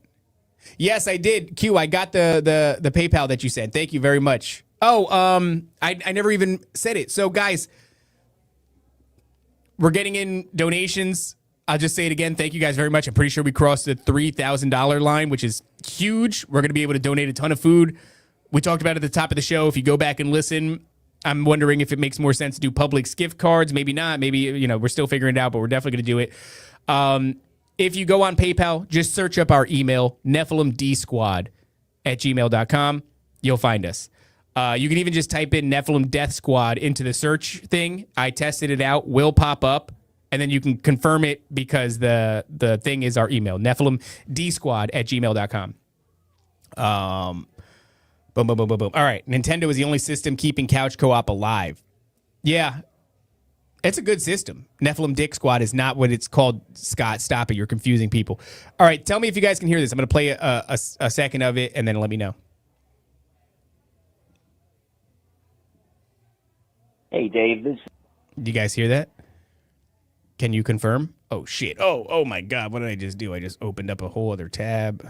Nope, don't want to do that. Let me just check with the chat. Can you guys confirm? Big confirm? Yeah, it works. Okay, great. Thank you, Sparrow. My only feedback on giving stuff, get shampoos and soaps and deodorant. That stuff isn't covered in Snap. Okay, that's a good idea. Here's some seed oils for your head, you faggots. Okay, let's let this rip. Dave from Indiana. And I just wanted to drop a line and say that I think that what we should concentrate on is our walk with Jesus Christ. Amen. By the way, guys, this is Dave that showed up on the Ben End of the World podcast, End of the World News podcast episode. He was here in the beginning. He came all the way from Indiana. This is the same Dave that is working on the game. So this is the same Dave that I have a call with this week. God, and he'll take care of the small details. I think we should be aware of everything that's going around in the world so we don't take one in the butt. But I really feel like if we concentrate on our walk with Jesus and God, that he'll take care of all the little details. Yep. He'll take care of our families. He'll take Yep. care of everything like he always has. That's all I wanted to say. I love you guys. Have a great day. Love you, brother. Dave's the man. And I agree with that wholeheartedly. And this is funny because he actually sent this before the Bonking the Apple episode. This came in on the 15th. So I'm pretty sure, yeah, that was 7 days ago. We would have done the Bonking the Apple thing, or maybe it was the same day. I don't know. But hugely important. Yeah, we should know about these things so that we don't get BF'd, right, as Dave's saying. And I think an additional layer is if you know about them, you can reach over to your conspiracy theory homies and go, yo, dog, I know about the crazy stuff too. Right? I know about the crazy stuff too. It's all good. Let's talk about it. But then, like, here's where I'm at. Come over here and let's follow Christ together. Right? Like, that's the big benefit. Other than that, focus on God. Focus on your walk. Right? The path is narrow. We talked about it earlier. Focus on that. To use the Owen Benjamin line, you know, K the J in your own heart. Just hack away all these things, desires of the flesh and yada, yada, whatever you can't deal with, give it to God and just learn to lean on the Lord and work towards being a better servant. Work towards constantly orienting yourself towards whatever God's plan is. And that's like, that in my opinion, I don't know shit. I don't know anything. I'm like still learning so much, but it's like, that's the number one prayer is whatever your plan is, let's do that. Not my plan. My plan sucks. So then, like, yeah, if you feel inspired and you start doing this and that, and you know, that's what I'm looking at with the whole what is this called, food pantry thing. I'm like, we got the money, I have the legs that can take me to Publix, and I can get the food, and we have the ability to make some flyers. We have a shop to do it out of. We got a show to blast it out on. Everything else is in God's hand. As long as we do what we're supposed to do, the right people that need this will show up and they'll find it. And then at the end of it, we give it all away to charity anyway. So, but yeah, dude, very potent, very important. Thank you, Dave. I agree with that message wholeheartedly. Let's go, boop, to the next one here. Hey, I just wanted to come on here and say that I feel like even though we have SAT fatigue, it almost doesn't matter because, as we all know, we live in the age of the little season, and Satan is in charge, and it doesn't really matter whether or not the PSYOP happens because we can't control it. Oh, this is from the PSYOP episode, PSYOP fatigue. And we shouldn't let other people's interpretations of what is going on in the world affect us because they don't actually matter. What matters is your relationship with God. Dude, we are just getting bangers, huh? What matters is what God is telling you about how you should feel and how you should interpret the situation. Because any person, any individual on the internet telling you what to think and what to feel and how to interpret it may also be wrong because they may be living their life. Yeah, and by the way, you see that, right? So like right now, all of your conspiracy theory influencers are telling you what to feel on any of the matter. If their message doesn't end with all of this is bullshit and the only thing that matters is your walk with God, then you could pretty much throw it away. You could pretty much throw it away. This is kind of what I've been getting at too, where it's like, you know, we're watching Alberino kind of glaze this Age of Disclosure documentary, and this is what's important and that's what's important. And at the end of the day, I keep saying, you know, we called it grandma maxing on the last episode, right? If you're a grandma who's tight in her walk with the Lord, who knows Jesus Christ and who's just, you know, in her Bible and not in the world, and then disclosure happens, and that old lady, that old grandma goes like, fucking, nope, don't give a shit. These things are demons, and I'm following Jesus Christ. She's good. She's good. She has all that matters. She's not going to fall for the deception. She doesn't even need all the information that a retard like me has. She doesn't need any of it. She just needs to know the Lord, and that's it.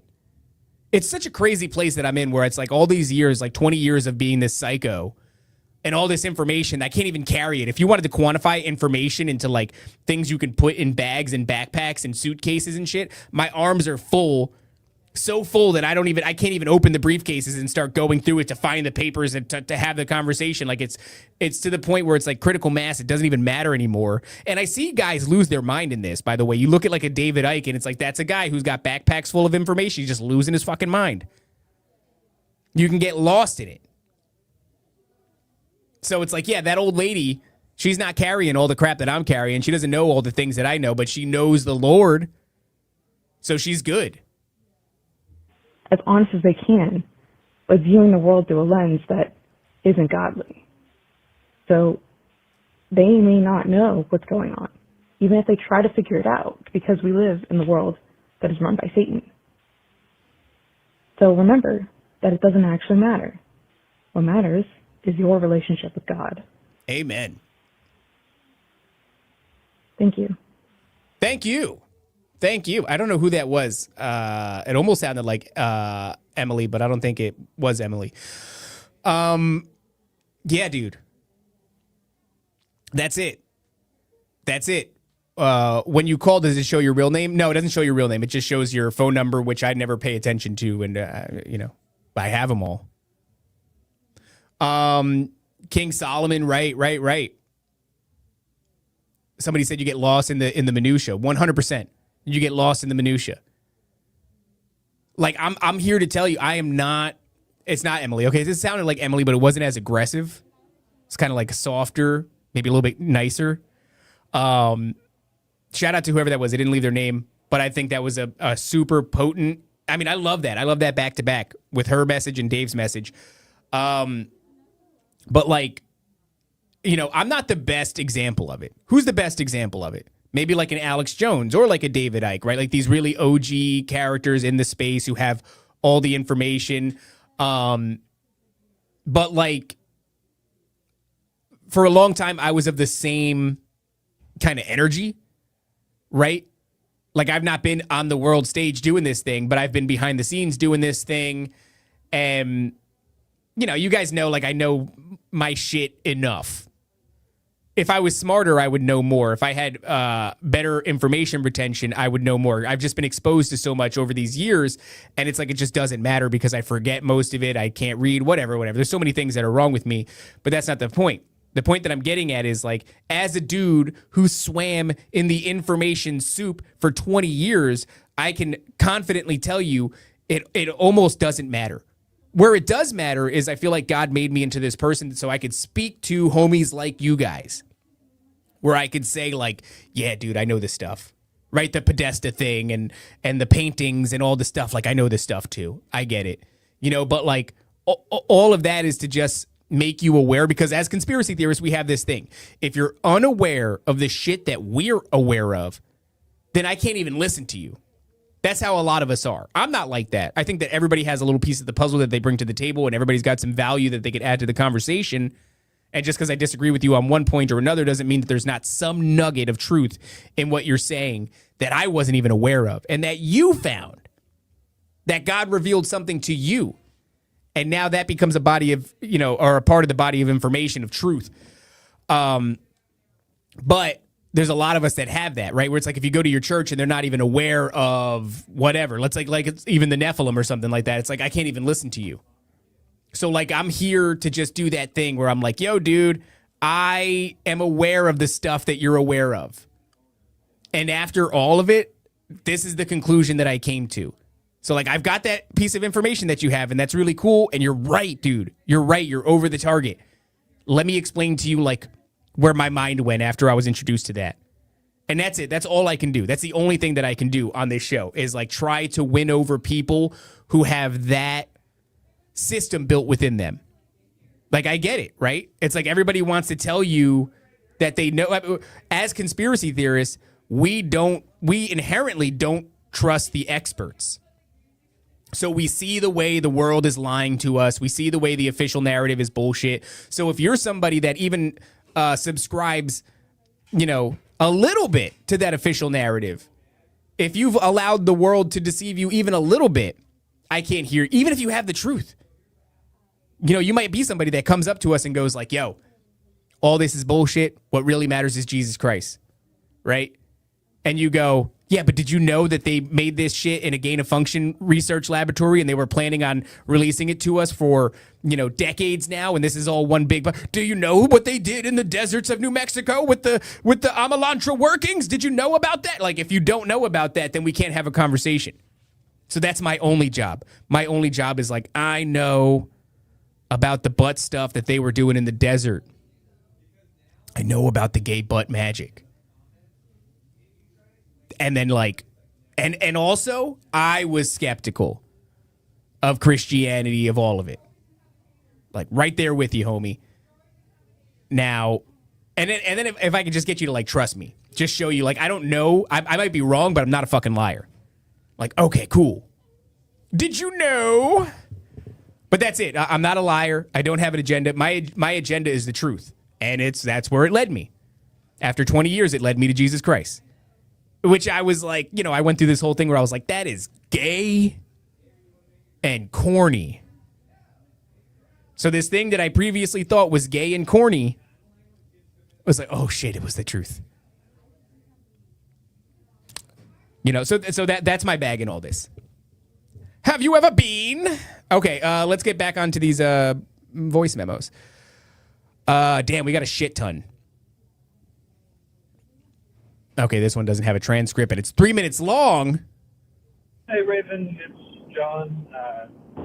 You may remember me. I called and left a voice memo a couple weeks ago. But just want to say I still love the show. Love what you guys are doing. I love you, John. I did want to kind of like tell this, I guess, story from my life. So basically, both of my parents were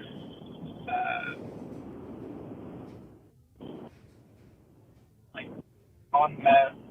Damn. My dad, he started doing meth when he was 15 years old, and he I feel so bad. Okay, I see what's going on. Okay, he sent multiple messages. So good. He figured it out that it cuts you off after 3 minutes. So there's 3 of these. I was like, damn, this guy's about to tell me his whole meth story. He has no idea that this thing cuts off in 3 minutes, but I can see he learns that. he was doing meth up until he found out that my mom was pregnant with me, and he, like I said, he stopped meth when he was about 35, which was when I was born.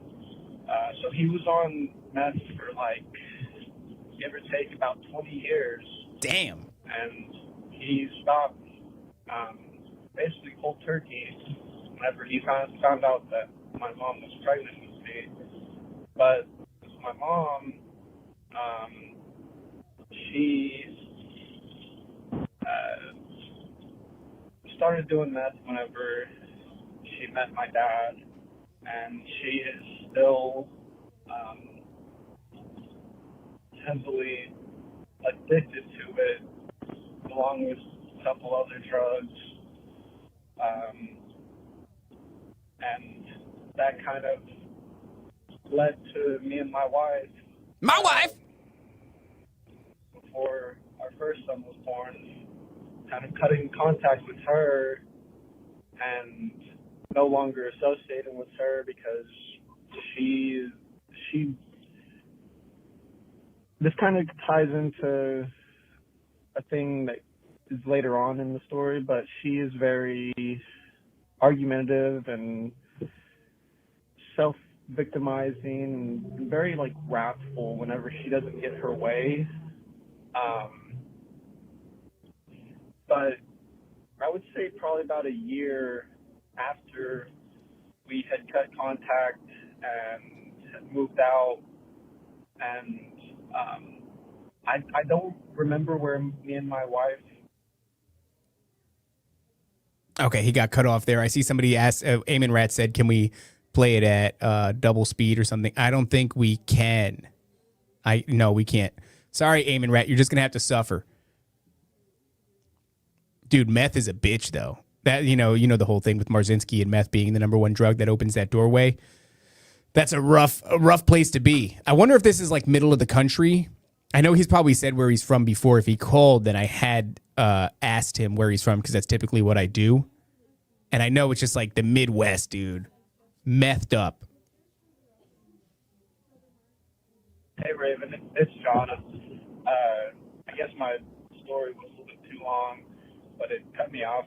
But anyways, me and my wife were living either with my wife's grandma or with my dad in Texas.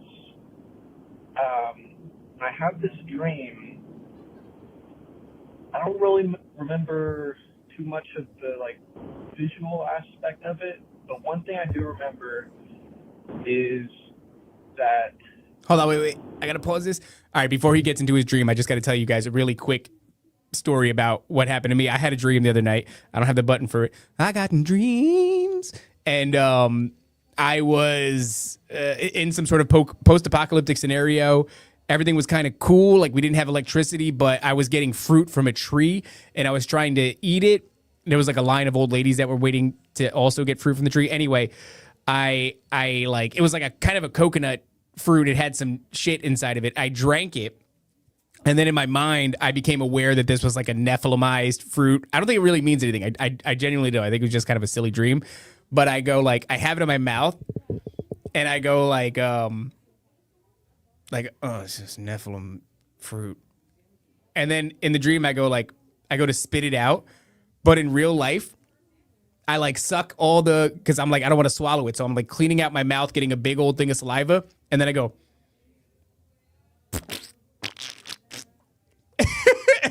and I just spit. And I wake up and I put my hand there and I can feel I just spit like so much. I had worked up a bunch of saliva in my mouth and just went and just spit it all over the bed. And then I was like, was that real? And I put my hand in it and I was like, oh, it was real. And then I just mushed it around on the sheet and then I went back to bed. But I just thought that was funny. Some disembodied voice was repeating the name Asmodeus.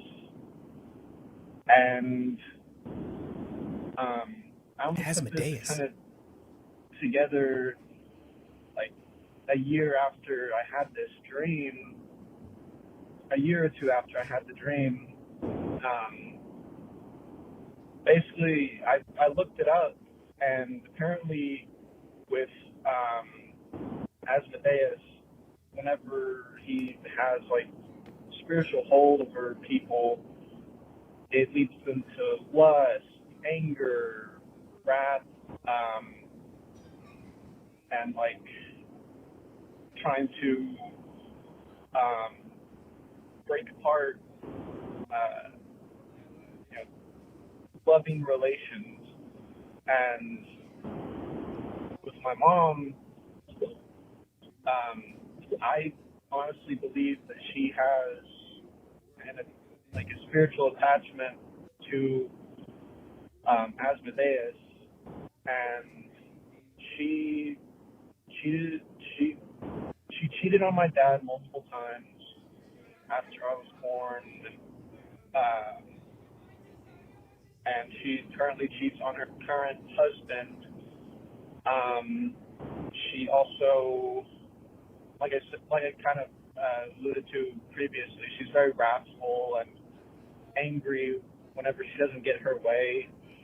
And she also tried to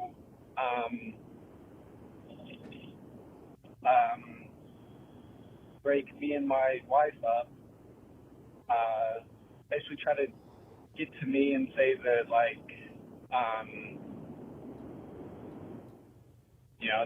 my wife doesn't actually love me, or all kinds of things just to get me and my wife to break up.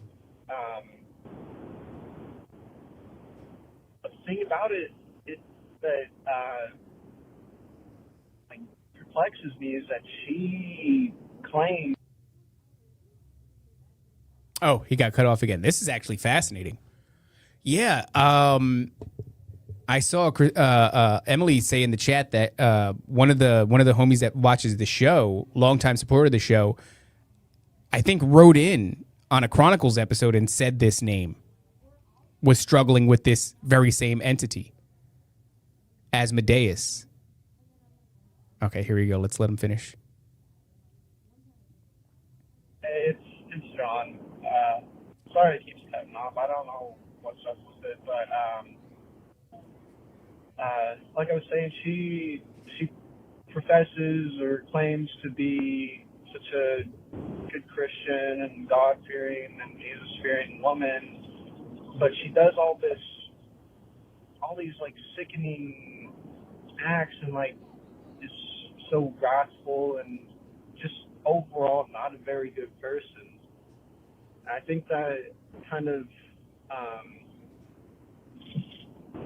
tells me that, like, there are people within the Christian faith that may have these demonic attachments, and that they use it to kind of infiltrate and lead people astray, I guess would be the best way to put it. But yeah, I also did want to say that I really appreciate your kind of outlook because it's kind of affected my outlook when it comes to politics and everything that goes on at the highest levels. Like you say, everything at the highest levels is theater. So it definitely helps me to not worry about all that stuff too much. Like sometimes I'll still like look into it, see what's going on, but you know, this is not our true home, America. It's temporary. Our kingdom is not God's kingdom, Jesus' kingdom is not of this world, and that's our actual home. His kingdom and in heaven. And yeah, thanks for all you guys do. Really love what you guys are doing. See ya. Thank you, John. Yeah, while he was saying that this isn't our true home, right? Strangers in a foreign land kind of a deal. I was just thinking about, like, if we spend eternity with God, how long until we look back? And I know time probably doesn't work that way, but I'm just like, this is the constraints that I'm stuck in right now. So this is my worldview. But, how long into that experience is it before you look back at the 70, 80, 90, 100 years that you spend here and be like, that was a fucking afternoon nap? That was such a short amount of time. And to just think about how wound up we get in the machinations of the world, whether it's this left-hand path, right-hand path, Republicans, Democrats, this and that, this team, that team, whatever, the things that we're so wrapped up in now, the things that send a lot of us into a frenzy. I mean, we all have these relatives. It's over the holiday season, right? We spend time with these relatives and you just see them just motherfucking at the TV about, they're doing this to Trump, or fucking Trump is a bad guy, whatever. They're so wrapped up in this. It's like, we spend this time here. It's a blip on the radar. It's an afternoon nap. And we have eternity ahead of us. We're going to turn around at some point, right? And go like, yo, it's comical how short of a time that was. It's funny how insignificant it was. And like, I'm not saying it's insignificant, like nothing matters. Our choices here matter. But like, yeah, my sports ball team, any of these things that we think are important, we get into this conversation all the time, right? Top talks about like this thing that I have to leave to my children is getting fucked up by these Jews and they're collecting foreskins. And it's like, no doubt, dog. You're right. But even that is going to look silly to us. In I don't know how I take a nap every day during my lunch break. Do you really, Scott? Do you sleep in the car? Do you sleep in the car? I used to do that. I used to go I would go on my lunch break and I would sleep in my car. Even for the 15 minutes, half hour, whatever I got, 45 minutes. But yeah, man, it's all going to be nothingness. Not nothingness like it's not important. It's super important. I'm not saying that, but it's like this idea of looking at this world like it's a static thing. It's not the case. And as for your experiences there with Asmodeus, that's fascinating, dude. I think we looked him up once. Is that the dude that's like frog, spider, man, and like one other creature? Might have been cat, spider, frogman. Cat, spider, frogman, right? That's Asmodeus. The Tweeters, the Biebers, the Kardashians. That's right. Asmodeus. Yeah, it's just it's all going to be insignificant. And as for Asmodeus, I mean, if that's really what you honestly, if that name was whispered to you, you might have just been served up this like really kind of a bit of a secret weapon. I mean, rebuke that motherfucker. Rebuke him by name.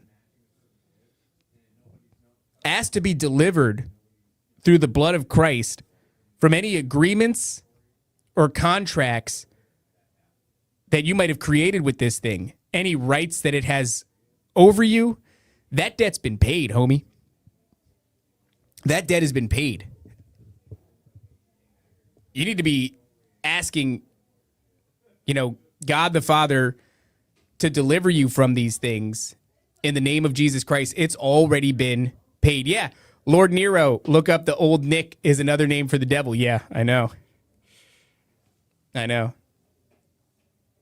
But yeah, man, the debt's already been paid. Whatever this thing has over you, whatever legal rights it has over you from whatever thing either you did or your mother did. I know you're talking about your mother a lot, or any of these things. The bill comes due, and that was the old system, right? That's like really the Old Testament. Like the bill comes due for however many generations. That bill's been paid, homie. That bill has been paid through the blood of Christ. The ultimate sacrifice has already happened. It's given freely. That bill's been paid. That bill's been paid, dog. Shut up, Matt. Why use a bread knife for everything?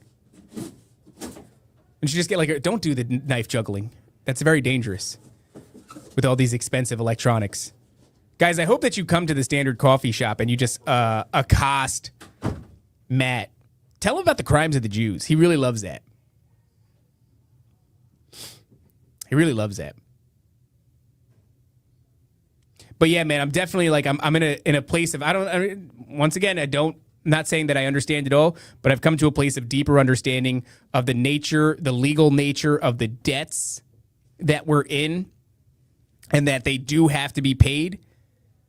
But I also get that, is that true? Your in-laws stopped by here, Emily? Did they say hi to Matt? But that I also understand that debt has we've already won.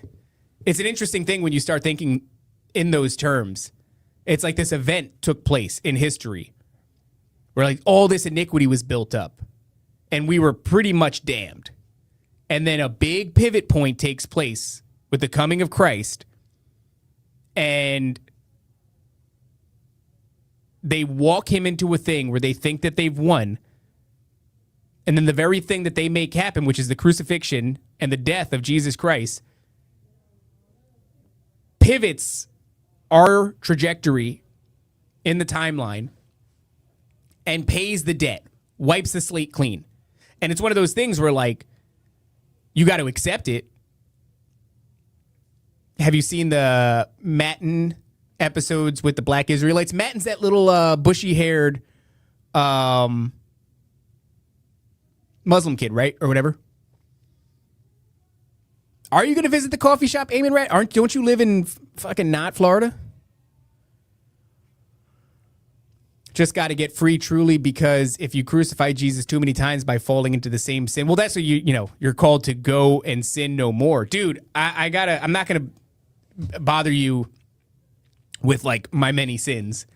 But the level of self-control that I've been given, and I still slip in these ways, but I'm almost afraid to say it, because I think once you start thinking my trespasses are very minute, you're probably an asshole and you're probably still doing terrible things. I acknowledge that, but the things that used to burden me, the cycles that I used to get pulled back into all the time, I got pretty far with my own discipline. I got pretty far with, becoming a husband and a father and really pulling those things back, and I would still slip and I'd fall into these kind of but damn, dude, after I gave it to God, and it's this admission, I can't do this without you. It has become so easy. These cycles don't even pop up in my life. And I'm almost cautioned to say it. I'm cautious to say it that these cycles don't pop up in my life, because it's as soon as you think you got a thing mastered, who the hell knows? But I'm just saying, you can get yourself so far, and some of us are better than others. But I just don't think you can get yourself there 100%. Not without leaning on God.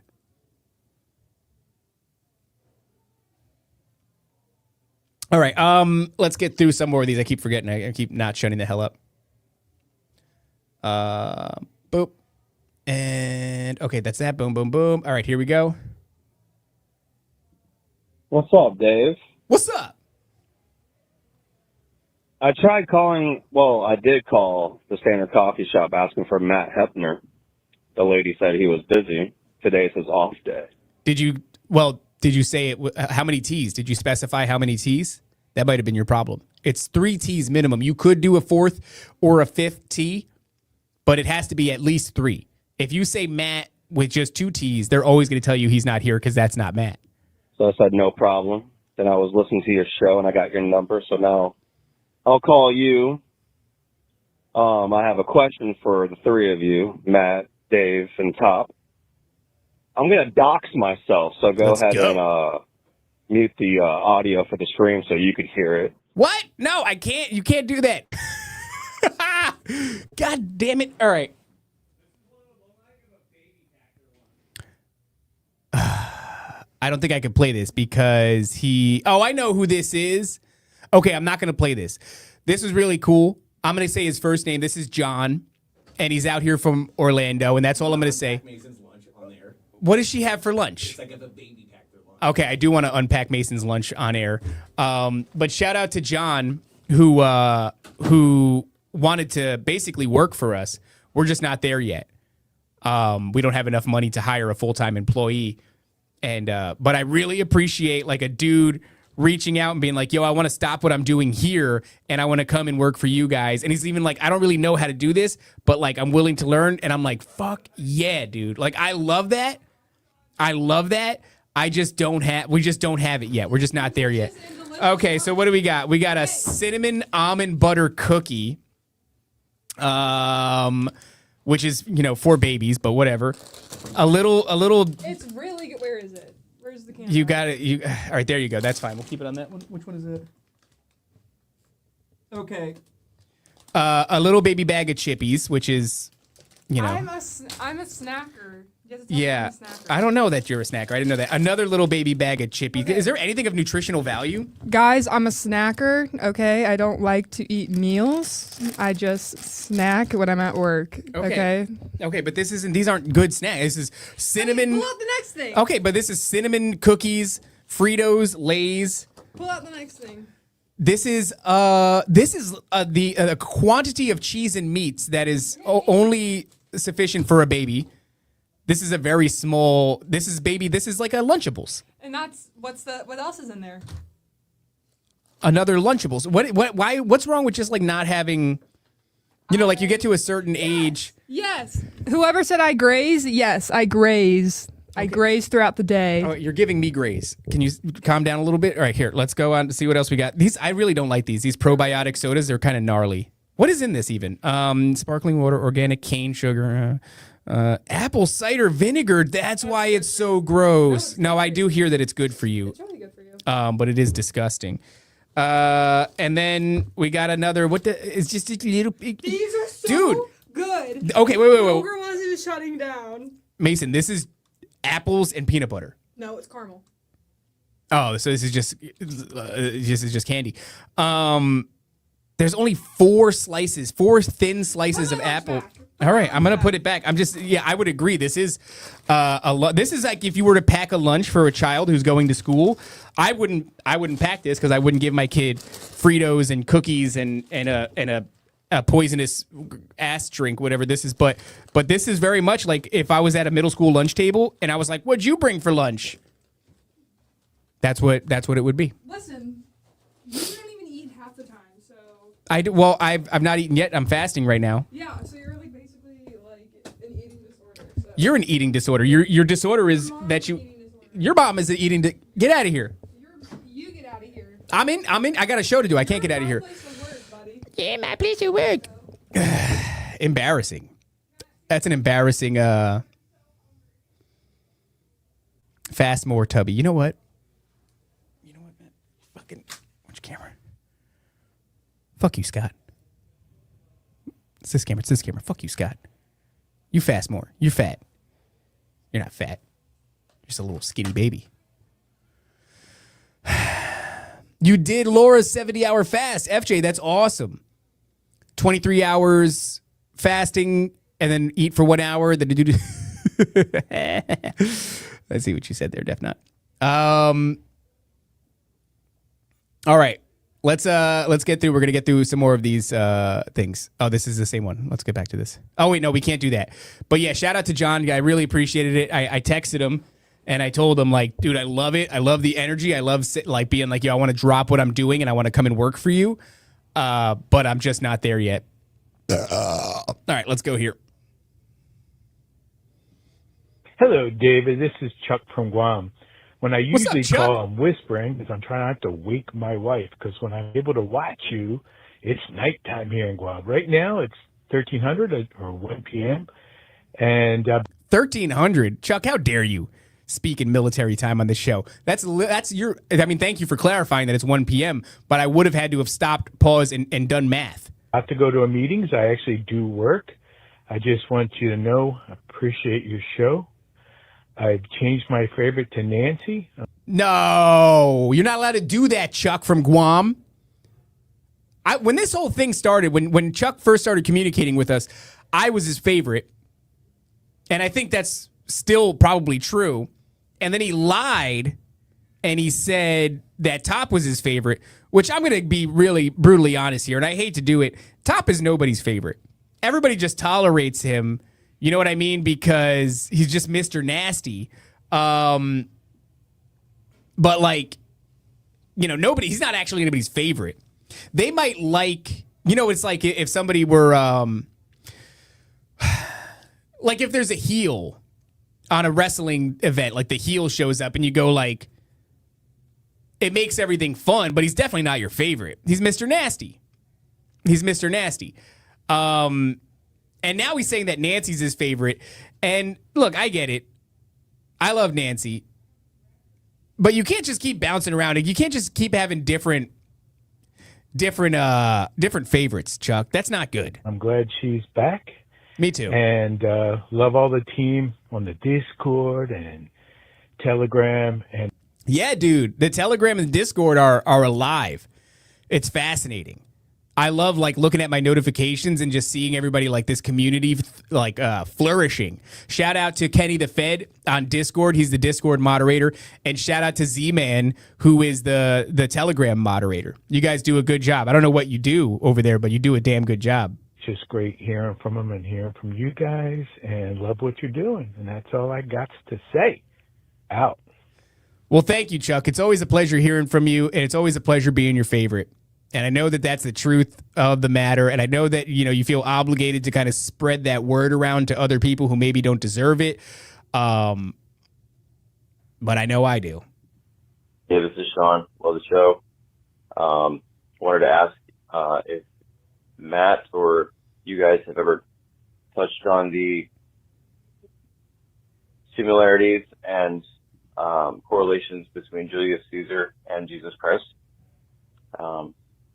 Thanks. I haven't, because I don't know shit about anything to do with Julius Caesar. And I'm only just learning about Jesus, the life of Jesus, because I'm in John right now. But yeah, I'm just a baby and all that. I don't know if I think Matt does know a fair bit about Rome and things like that. But yeah, no, that's not something that we've talked about. Not something that we talked about. Who the fuck said? Somebody said that Top is their favorite. Is there a venue for Bro Grove yet? No, but I do think that there's some of these rec centers here in the Villages, and the Villages is like Disney World for old people. So the rec centers kind of have this dystopian, too perfect for reality kind of a vibe. So I think we're gonna get one of those, and it'll be funny because it's like that. And we'll keep it really close to the shop, so it'll be the VIP day is here. I have to get going on that. I know Laura Baker is coming to Bohemian Grove, which is awesome. And I know that I keep intending on responding to her emails, and I've not done that yet. So if you see it here, no, Laura, I think you have my number. You have to like text me or call me or something like that because we're really fully retarded. What month is Bro Grove? It'll be March 6th and 7th. It's a Friday and a Saturday. I got to get going soon because I once upon a time thought I had a lot of time. Now all of a sudden, it's upon us. It's upon us. Reply to the woman. I love Laura Baker. I need to reply to her. I just suck ass. I have to reply to Dave too. Dave's making a video game, and I just suck ass. Top's my favorite. I'm also pretty nasty, though. Then comes Matt, just because I know you're definitely a close third, though, man. Hey, there's only 3 of us. That's last place, Ishmael. What the hell, dude? Unbelievable. All right. Let's. I like Top so much. I sent him a picture of my ass. I saw that picture too. Scott. All right, here we go. Let's do another one. Oh, good morning, everybody. It's Emily. Okay, see. Point number 1, I know that this is Emily. She's got a similar voice to the last one, but you could immediately hear the sass in her voice. To reevaluate my entire assessment of you, David, because I figured with it being a holiday week and young Master Corvo not having school, we would not have a show today. Yet you surprised me. Point number 2, Christmas. Go to Mass. Go to some holy service. Preferably Mass. Be Catholic. Okay, bye. So my son does have off today, but he is at the eye doctor. So my wife had a doctor's appointment, and then after her appointment, my son has an eye doctor's appointment. So I had some time this morning, and then we got to go. We have to do Austin, which is a gay way to say do a show with Austin. But yeah, I figured I'd at least do the morning show. Is Wednesday Christmas or is Wednesday Christmas Eve? Monday, Tuesday, Wednesday is Christmas Eve. Okay, yeah, so I definitely won't be doing a show that night. But yeah, and then as far as the service goes, I mean, we went to a service. It was a big service, at my church, but that was last week. And then I guess they're probably going to have a service, but I don't know if we're going to do that. I don't really like going out for I'm already going to Top's house. Does that count? Is that a service? I mean, he's Puerto Rican, so that's probably actually against God's commandments. Thou shalt not spend Christmas Day with island people. I believe the second commandment, but I think we're going to end up doing that. So, but thank you. But yeah, I don't think I'm going to go to a service. I just don't want to be driving around and doing stuff on Christmas Day. Okay, boop, boop, boop. All right, man. Hey, maybe I'm confused. Are we still gonna whip Alberino's ass or what?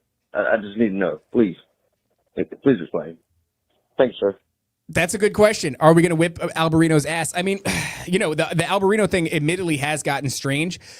I've been going back and forth as to whether or not I've been too harsh on him. I think the crux of our argument as it stands right now is you are a guy who in one documentary says quite passionately that you think disclosure is an operation, a psychological operation that the Vatican is playing part in, and that the Antichrist is going to emerge from this new alien, revelation.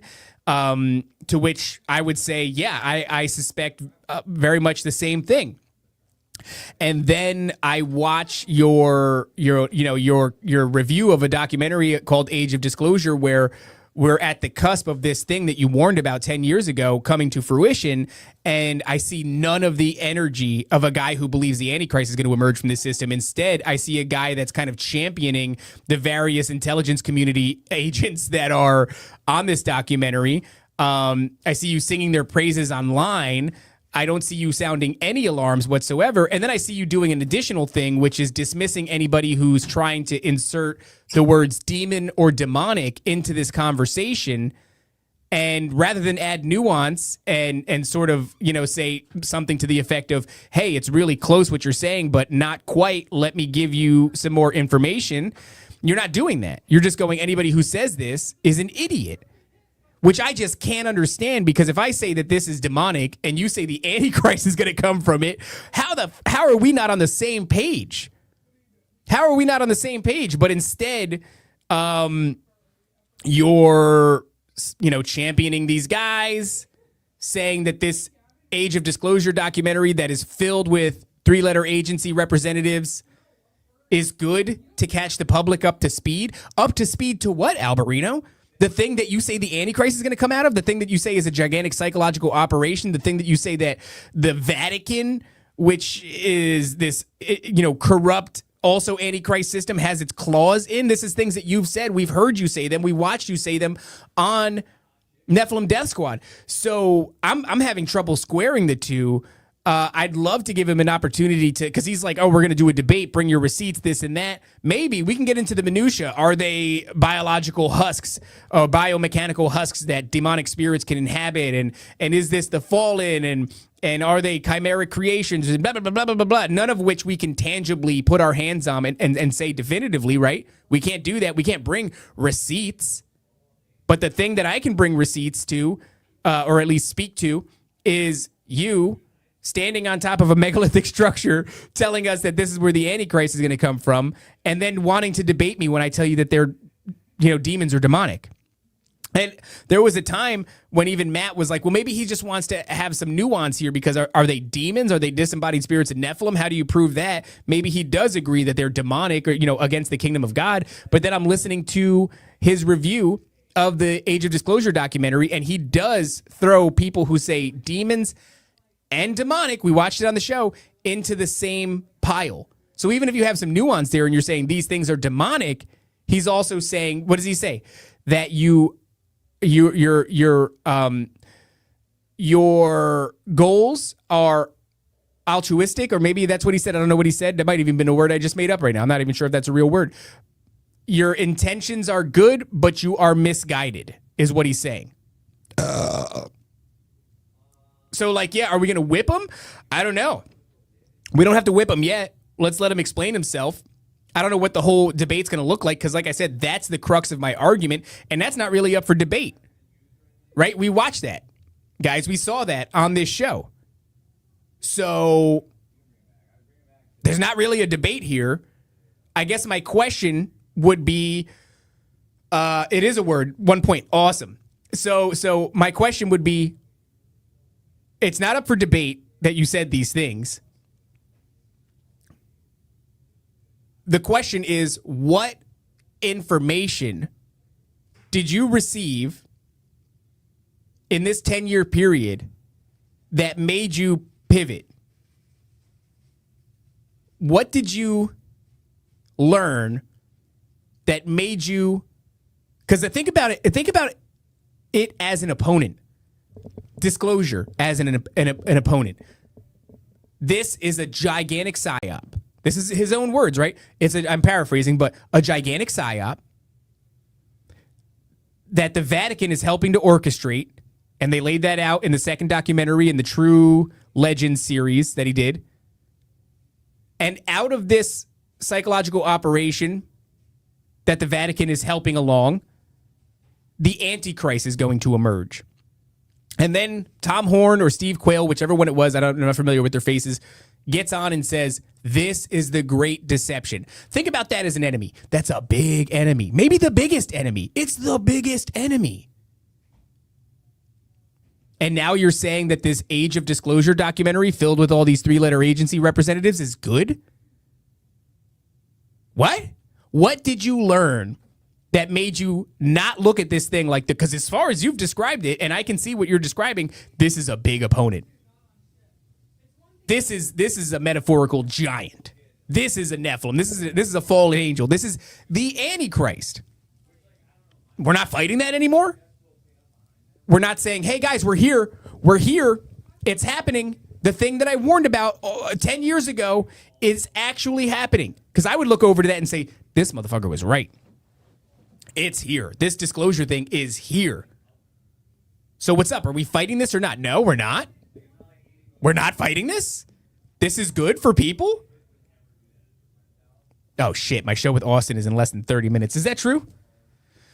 Let me look at the calendar. Shit, yeah, it's true. All right. I got to wrap this up.